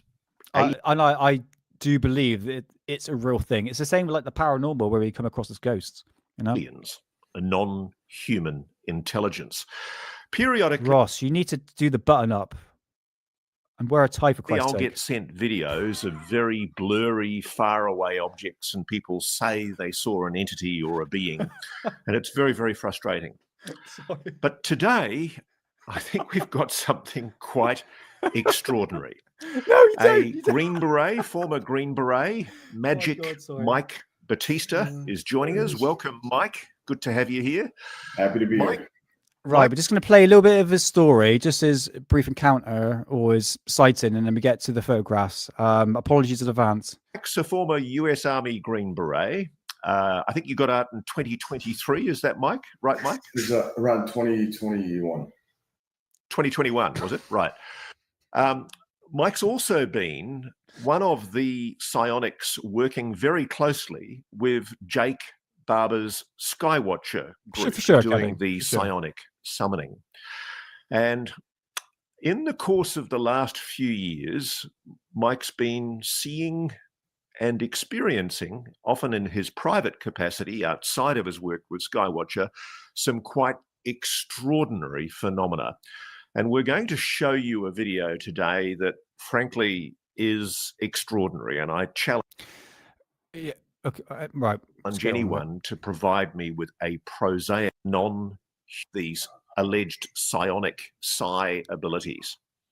Okay, let's do a story. It was completely by accident. Growing up, I had seen the, UAP phenomena in the sky, and didn't think much of it. I felt like I was the only one seeing things in the sky. And it wasn't until, I was ending my military career, I was on leave and I was on Cape Cod, Massachusetts, and I was outside. It was dark out. And, Yeah. Just I want to show you what an alien looks like, right? A proper alien. I was just looking up at the stars, and I saw something going by. And growing up, I had watched Ancient Aliens, UFO hunters, all that stuff. It's entertainment. It's fun. And, okay, so he's been watching Ancient Aliens and all that sort of entertainment wise of ufology, which is an entertainment side. So he's been branded already into this, all right, before he had this experience. I'm a military guy, so when I see something going by in the sky, I'm like, oh, it's satellite, drone, plane, pretty easy to identify. But this thing that was going by, it looked like what you would call an orb. And just from my basic knowledge of the phenomenon, it was very basic at the time. It's like I heard they communicate telepathically. So I'm just sitting out there like thinking to myself, well, if that's an orb and this is potentially non-human intelligence, if you can hear me, stop. And this thing was just going, and it just stopped. And I was sitting there, I was like, whoa, that's not normal. It's pretty late, Mike. You probably need to go to bed. You're hallucinating. So I hope so. I'm standing there, I was like, wow, that was crazy. I hope so. One day. Okay, I'm so a freaking Skywatcher. We're doing this and this is real. I see you and you see me. Shine the brightest white light that you can, and this thing just started glowing, like a little mini sun. Like it's like so that's called a pulse. I understand in the parlance that's called a pulse up. Okay, Ross, fair enough. Right. Okay, so he's saying that he managed to find. I mean, we're talking about this guy here. I forgot his name. He's but basically he found out he can summon UFO. Oh my god, I nearly said UAPs. Then Ross. What are you doing to me? UFOs. Basically, he can actually communicate with them. And he said one day he saw an orb. Basically, well, I saw beginning of the live show that I recorded. He said, could you give me a sign, blink for me, shine the light, and eventually it stopped or something like that, and ended up communicating.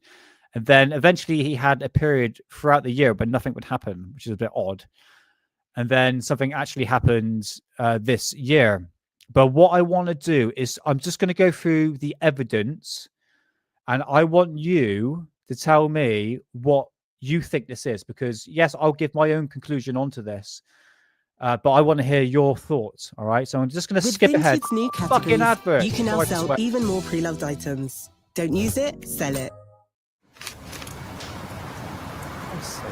I tell That's you one what, good thing. Capital One. I see. Adverts are shit these days. I saw my nan on Wednesday. I was watching like the news and adverts. It's bloody awful. It's crap. Something very high up in the sky, like some you see like a satellite or something, but it was blue and it was going by overhead and it ejected something out of the back of it. And it had its own like light source, almost looked like a shooting star got ejected out of the bottom of an orb. Mike, at this stage, you're holding your phone up, a cell phone, and you're filming what you're seeing, correct? Hey, CW, nice to see you, man. Shot on a Galaxy. Okay. What did they say to you about your dog? Tell me that story. So, welcome on in. Again, nice to see you. It was like infant stage of NHI communication. Hey, 12 weeks old. Nice to see you. Welcome on in. And then And Woodward got this thought welcome on in. back in my brain saying, we'll land, but only if you put your dog away in the crate. And I was like, oh, that's a strange request, because I usually have my dog has seen more aliens than anybody. Okay? He's always with me, and but he's Belgian Shepherd, Belgian Malinois, Dutch Shepherd mix, and he's they're a very big, fierce dog. They're used by a lot of people in special forces, but they're Absolutely. a terrifying animal, aren't they? So what we're seeing here is a EBE, an extraterrestrial biological entity. They're a very fierce dog. So I was like, all right, sorry, dude, you have to sit this one out, so I brought him back outside, and then that's when something ejected out of the bottom, and then you could see it slowly, coming down until it just started to get closer and closer. And then, once it got in proximity of me within 100 feet, as it was closing in, it did something to me that affected,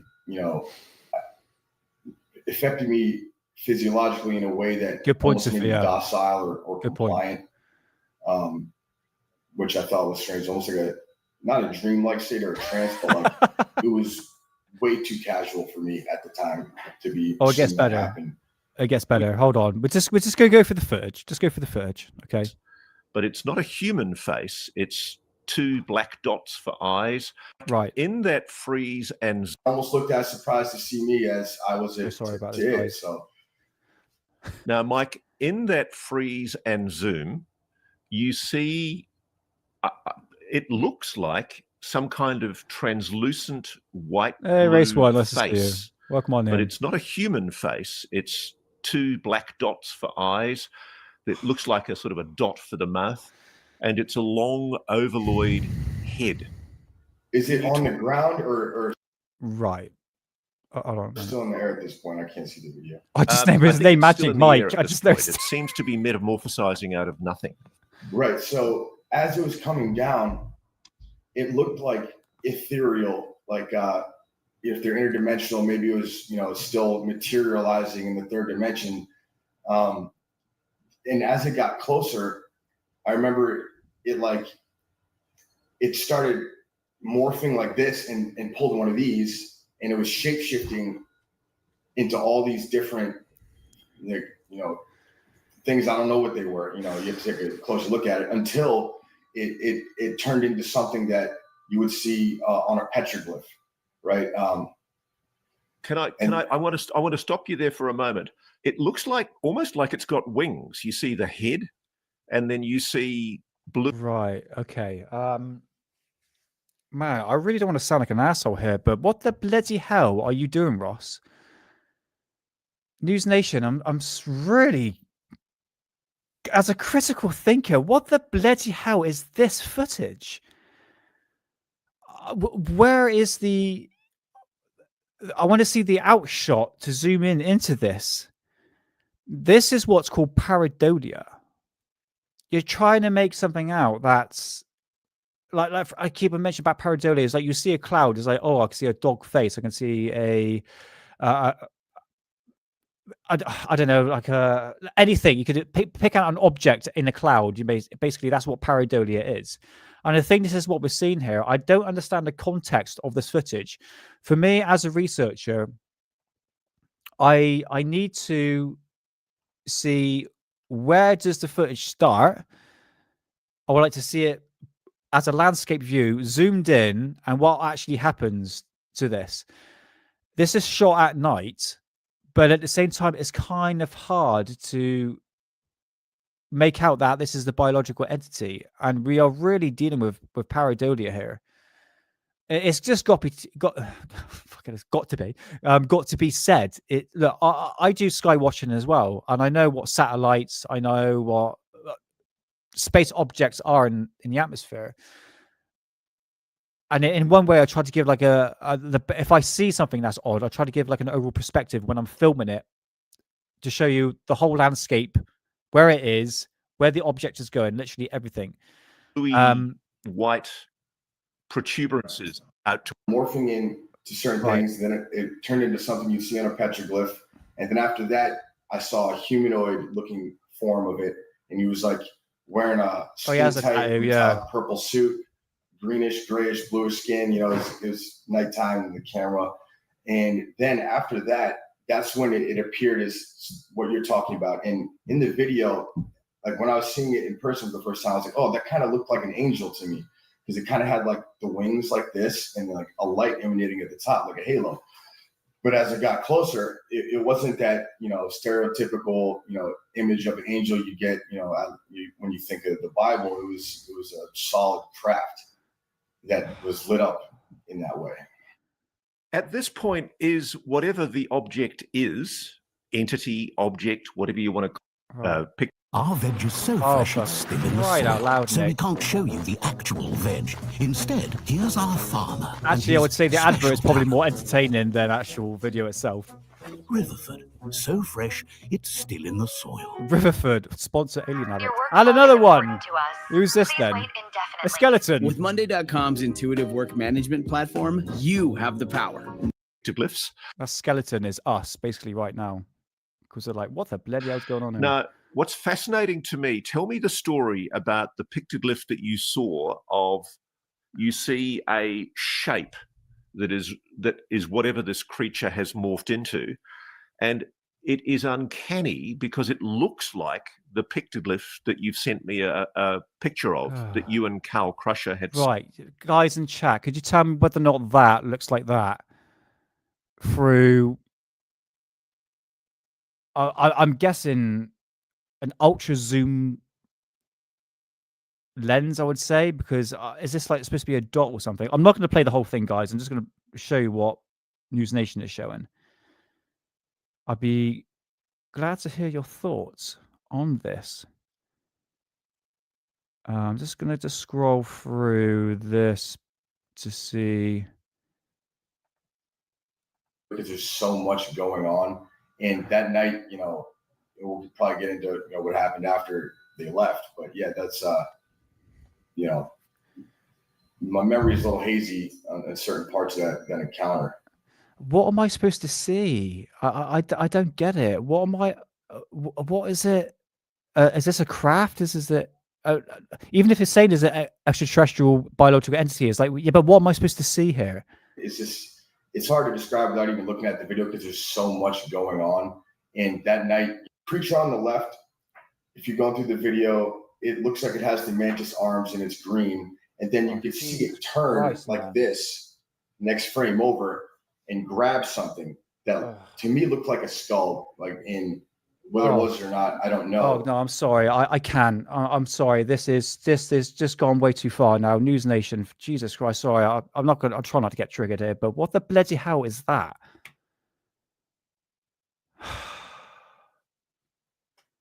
Did anyone see a praying mantis coming out with a skull?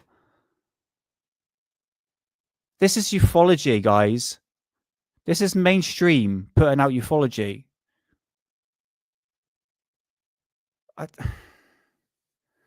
I saw that first part and I was like, let me just show it, that first entity. And I got to that and it's like, this is News Nation. This are the people trying to put the forefront of UFO footage. And they put that out.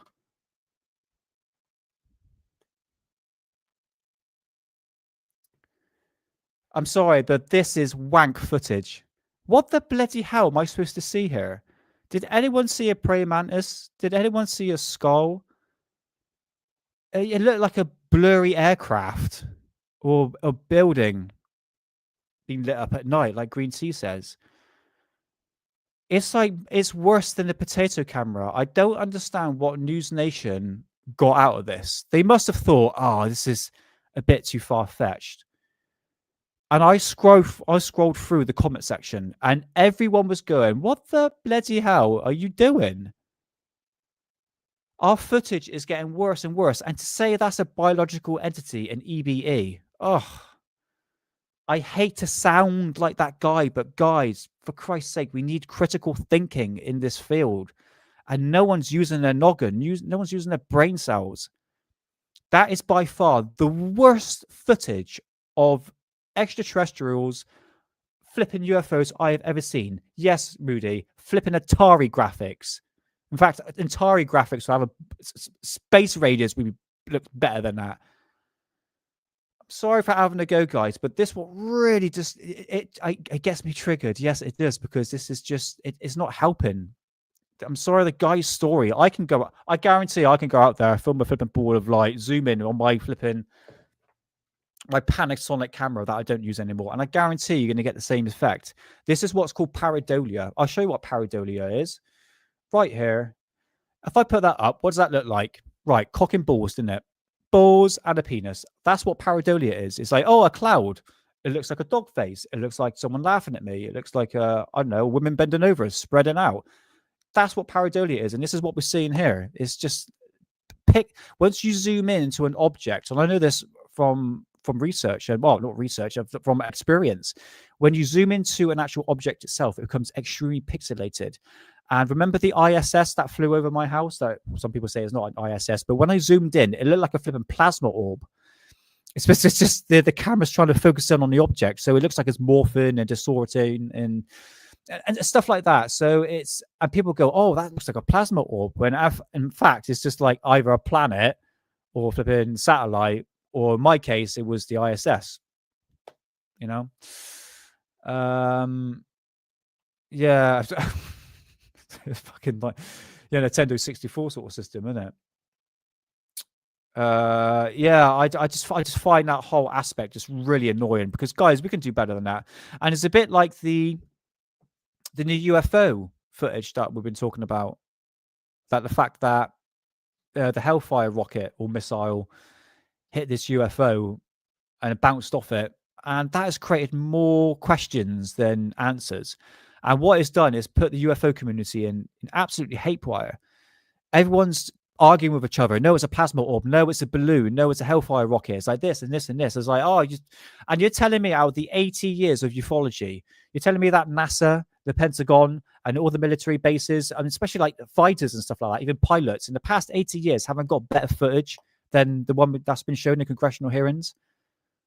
I'm sorry, but this whole, I know that's why I love the chat, because it's they are yeah, we've got a good sense of humor in chat. We've got a good sense of humor. But do you see what I mean? We haven't got the best footage being released. And the past 80 years of ufology, you're telling me that we haven't got anything that's more HD quality? Look at the video footage I showed you with that spider.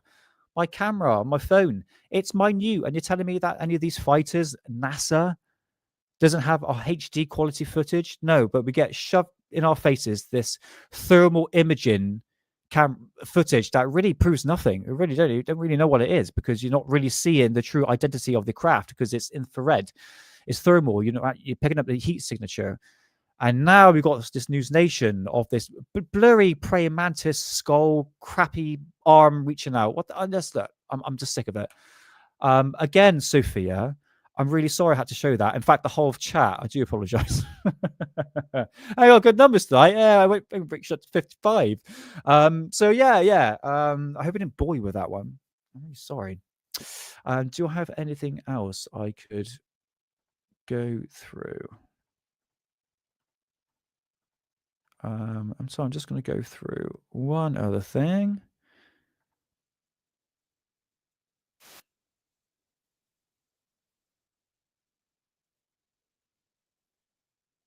No, what one? Got that.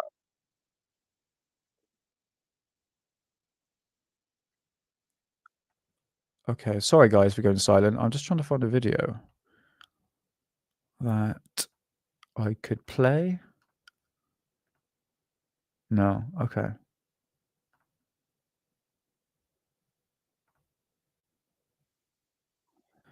No, okay. All right, fair enough.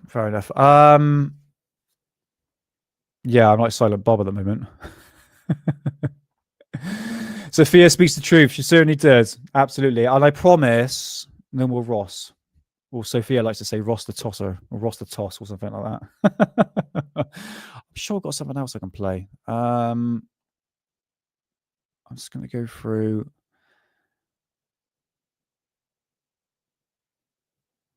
No, I haven't even been on Twitter.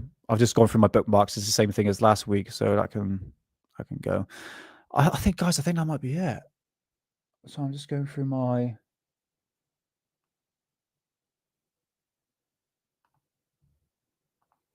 I'm just going to go through that just to see. I tell you what, one more roundup. Let's go on UFO sightings UK. If it's actually working. And let's have a little look to see if anyone else have captured anything else. That might be interesting. Let's have a look.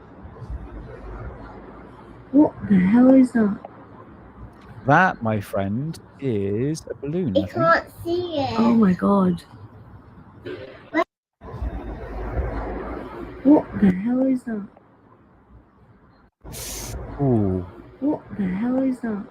That looks like a balloon, isn't it? I've seen that in the past. Actually, many, many times. Guys, what do you reckon? I think balloon. Yeah, honestly, I'm going to be honest with you, Paul. I had to leave one group because all they posted was AI crap.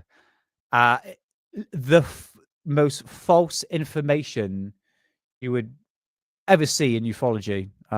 So yeah, I understand, man. There's a lot of crap that goes along with these pages. But at this point now, you can say, "Oh, this is easy AI." We're at this point where it looks so good. This looks really good. The shadow, the object itself. But like I said, and like Paul says, sometimes you got to leave these groups because it's just a lot of BS. I tell you what, I want to do a follow-up on this one, the Turkey UFO in 2008. It is on the cards. Oh, Jesus Christ. Yeah. Hoax or hidden truth, for Christ's sake. What else we got? No.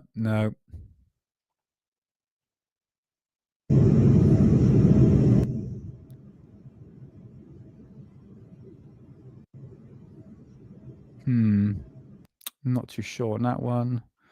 Old classic UFO. 1966. Awesome.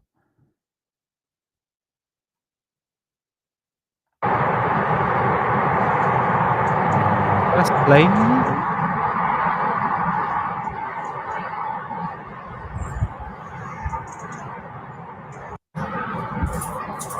Anyway. Oh yeah, that's the one I want to show. This one.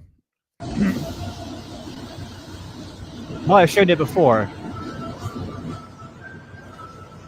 Once again, got to put bloody X-Files music. Ah, this is a drone.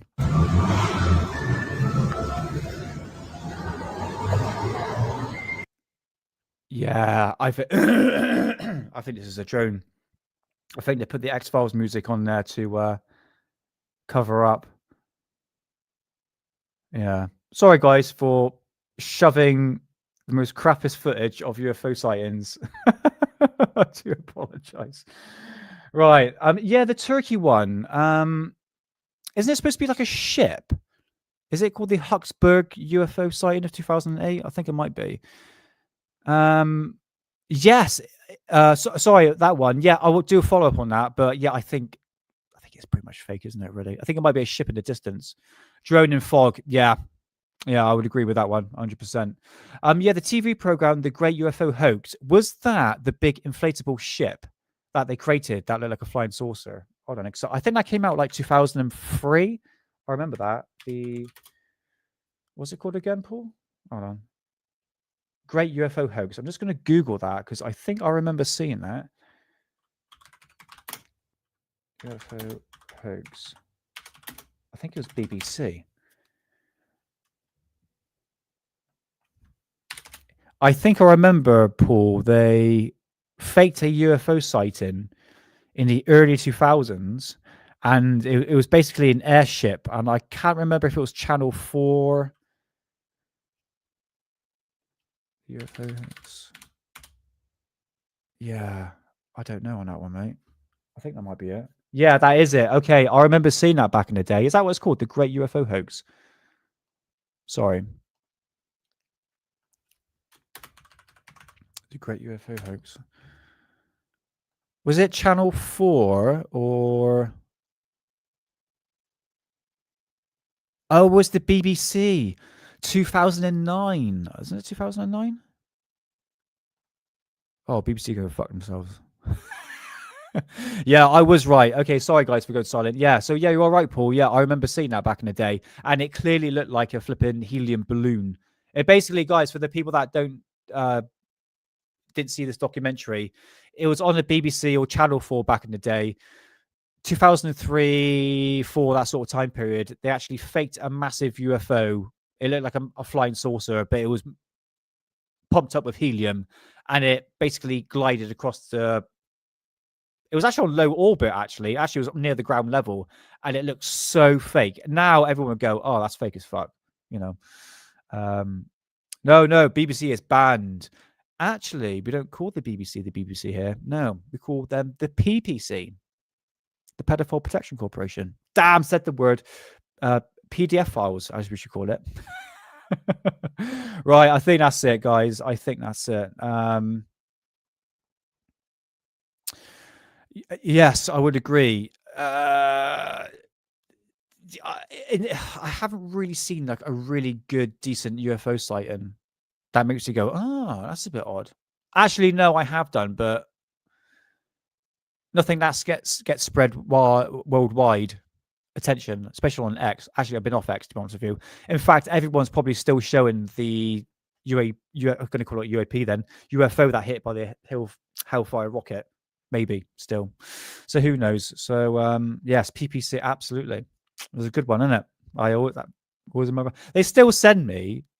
I think they sent my missus a letter saying that I got paid for BBC license. We don't watch anything BBC, nothing BBC related, because there are a bunch of, word I just said I can't say. But no, I blank refuse. I think I despise two things: the BBC and Keir Starmer, and that's it. I'm not going to say anything else about that. So yeah. Yes, I don't always trust the debunkers as well. Who's the guy? Is it Professor Dave on YouTube? He's got a massive following, like huge following. Yes, Space Cow, 100%. And some things he says, I'm like, I don't agree with that. And some things I do agree with. And I always have like a realistic perspective. But a debunker is there to debunk it. They will not accept the wacky version. Like Phil Schneider, they'll use the fact that he went into a psychiatric ward, which is documented in the fact that he's got wild stories, his wife basically still promoting the stories, but it's mostly the internet that's really still promoting Phil's stories. But that's what a skeptic is. It's just, or a debunker. A skeptic doesn't believe anything. When a skeptic wouldn't even believe a flipping clit on a woman, the on button for a woman, be like, no, it don't exist. Like, oh, this is why you're single, mate. You know what I mean? Professor Dave, yeah. I don't like him, Sophia. He can be a bit arrogant, I have to admit. There's a few things that you just say that makes you go, that makes a bit of sense, So, yes. Taking the words right out of my mouth, one true Saxon. Absolutely. I despise the BBC. I think they're an awful corporation. Absolutely awful. Yeah, exactly. Why he's single,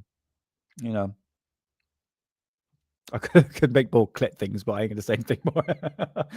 But yeah, I always listen both sides of the stories. Like I always say on my Cosmic Twilight channel, or even with Alien Act as well, is that I got to look at both sides of the stories. What the conspiracy or alternative movement is saying, or what the mainstream is saying. In fact, I'm not going to go talking about the subject, but today I've actually debunked the mainstream explanation for why the trails are forming in the sky.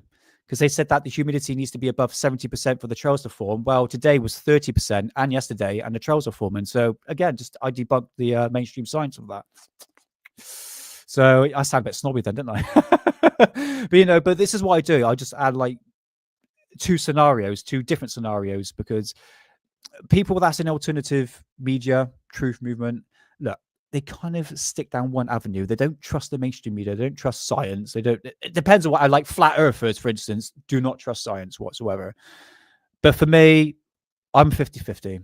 And that's a more mature approach to tackle a subject. I can't think. I'm really tired, man. I'm going on a train journey tomorrow, so yeah, steam train journey. Woo woo!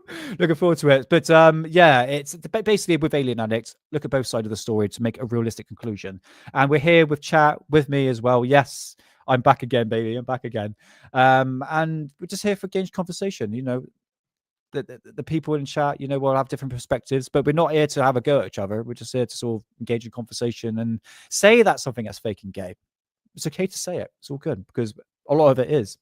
Mainstream science not willing to accept new ideas. Yeah, it's a very narrow-minded. In fact, I did show this photograph. People don't realize I know Graham Hancock. And do you know how I know Graham Hancock? Hold on, I've got to shut the door because come on. My cat has the tendencies to actually open up doors. It's quite incredible. So believe it or not, I'm actually Graham Hancock's gardener. I do gardening work for Graham. I love him to get on the show. I do see him. Well, it's mostly his wife I speak to, but when I pop in to do the garden, I do see Graham, and he's always lovely, always lovely. So I'd love to get him on the show at some point, as I do know him personally. So yeah, and I tell you what, he shares pretty much the same views as me and you, because we exactly the same. I would love to get his thoughts on like UFOs and especially extraterrestrial beings and stuff like that. Because I remember he was saying when he took ayahuasca, I couldn't think of the name then. He said that he saw entities, beings, and I'd love to sort of clue him on that one, to be honest. So yeah, we'll see in due time. No, I don't know, actually. I'm not saying where he lives, but no, I don't think he is, actually. I don't know. That's one thing about Graham. There's a question I would love to ask him. What was he like when he was a kid or a teenager? He kind of reminds me of like me, a bit rebellious back in the day, like pretty much any sort of rebel sort of. I mean, I was a heavy metal. Oh God, Stone Abbott, nice to see you. Welcome on in. Nice to see you. Oh, it's gonna. Did he throw up then? Flipping out. Yeah, with I forgot what I was gonna say now. Yeah, it was right in my mouth. Oh, he's your spirit animal. Oh, that's nice. Yeah, no, he's a good guy. Honestly, I know a lot of people get funny with Graham, but I've never seen a bad blood from him. Honestly, never seen him in a bad mood or anything like that. So yeah, within time. Oh yeah, that was it. You know, what was he like back in like secondary school? Was he rebellious? Did he hate the teachers? I don't think he's ever asked that question, really, to be honest with you. So yeah, we'll see in due time. So unfortunately, I think I'm going to end the show. I don't think I have anything else, guys. I was going through pretty much all the information on Phil Schneider. So we will pick up on Phil Schneider's story once again at some point. Yeah, like I said, it's an interesting story. So come and say your goodbyes now, guys. Come in 2.5 hours, bloody hell. So yeah, he's a good guy. He really is. Very, very knowledgeable. And he's just like the same wavelength as like me and you in terms of like current day shit that's been going on. Trust me, we can have a deep conversation and all that. So yeah, next week I want to follow up on Valiant Thor, which I have written down right here. So I'm going to be looking into that and yeah, find out the story and hopefully go back to that photograph once again. So yeah, come say goodbyes now, guys. And yeah, please like and subscribe. I never say that, but yeah, it'd be much appreciated if you can. And I'd like to say welcome to all the new subscribers and new people in chat as well. We're a very friendly community here. If you're yes, Valiant Floor, I swear to God, I'm not going to 420 too hard. I'm going to have a nice week next week and avoid social media and concentrate on Valiant Thor. I might put a smile on my face, but oh, thank you so much, Sadie. Thank you so much. It's much appreciated. So yeah, that's an interesting topic. One thing to tick off the topics of ufology, isn't it? Really, and I think the book that the guys in chat who gave me kind donations and the book that I bought is actually on its way from America. Might be here next week. Oh, Rotary, thank you so much. Oh, towards the book. Oh, thank you so much. Honestly, it really is much appreciated. Yeah, I would say one thing. You will see some changes on Alien Addict in terms of the background and microphone. Everything is going to be a whole new setup. And I will mention something else as well in the pipeline that I'm not going to mention anything just yet. It's exciting times. I want to sort of proceed forward. Don't worry, I'm not going anywhere with Alien Addict. Don't worry. But yeah, we'll see. But no, honestly, Rory, thank you so much, mate. Honestly, I really do appreciate it. I'm not going to spend it on weed or elderflower cider or get a proper piss up. I'm not a lolly, for Christ's sake. But guys, Rich's cider, that's absolutely fantastic. That's really nice cider. And I'm Bristolian, for Christ's sake. So yeah, as Stone Hobbit, I think I said your name wrong. I do apologize. But yeah, I'm live every Friday at 9 p.m. Not too sure if you're in America or not, but yeah, I'd love to see you again at some point. So we're going to go through chat one more time. Space Cow, thank you so much. Space Cow, did you send me an email? Hold on, I think you might have done, and I didn't reply back because I actually got my password sorted out now. So if you want to send me the email at alienaddict.podcast@gmail.com, go ahead there, because I it's all saved on my phone now, so I will get notifications that come through. So yeah, and good times to be added by all. And do you know what I'd like to do at some point, guys, is to have probably like a meetup. I was going to do like a live stream with like members together and all that, but through other YouTube channels that do these live shows, you end up people that come in that troll. I think it was in Stephen Cambion's channel where like a bunch of porn came up on the screen on a live show. It's like, I just can't have that happen on an Alien Addict, except you have to edit it out or delete it. But we'll see in the pipeline for the members and all that. Oh, you're in New Zealand. All right. All right, awesome, man. Yeah, well, love to see you at some point. And yeah, have a good weekend, and hope to see you next Friday. So yeah, Stone Hobbit. Thank you. Much appreciated. Right. I'm going to go through chat one more time and say your goodbye. So, Bob Lazar, pleasure as always. I think the rocket balloon might turn up next week. I did order it. I don't think it's going to inflate or not. Not too sure. 12-week tour. Nice to see you. And obviously Green Tea, Paul Robinson, Space Cow, Mark G, Sophia, Sadie again, Ant Woodward, and John P. Adventures. And oh yeah, John, contact me as well.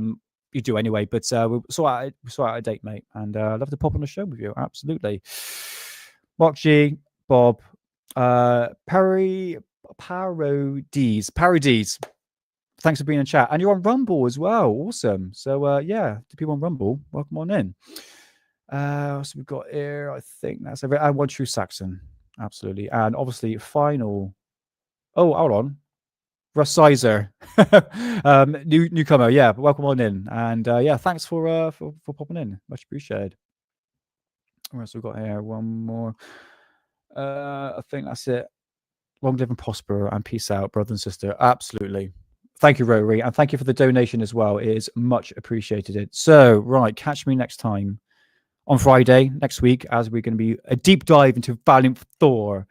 And yes. Oh, sorry, man. Just ending the show, brother. Literally about to end the show. But yeah, welcome on in. And I hope you have a good weekend. And I'll see you next Friday. So remember, guys, until next time, they're watching you, watching us, watching them. I'll see you next week. All the best.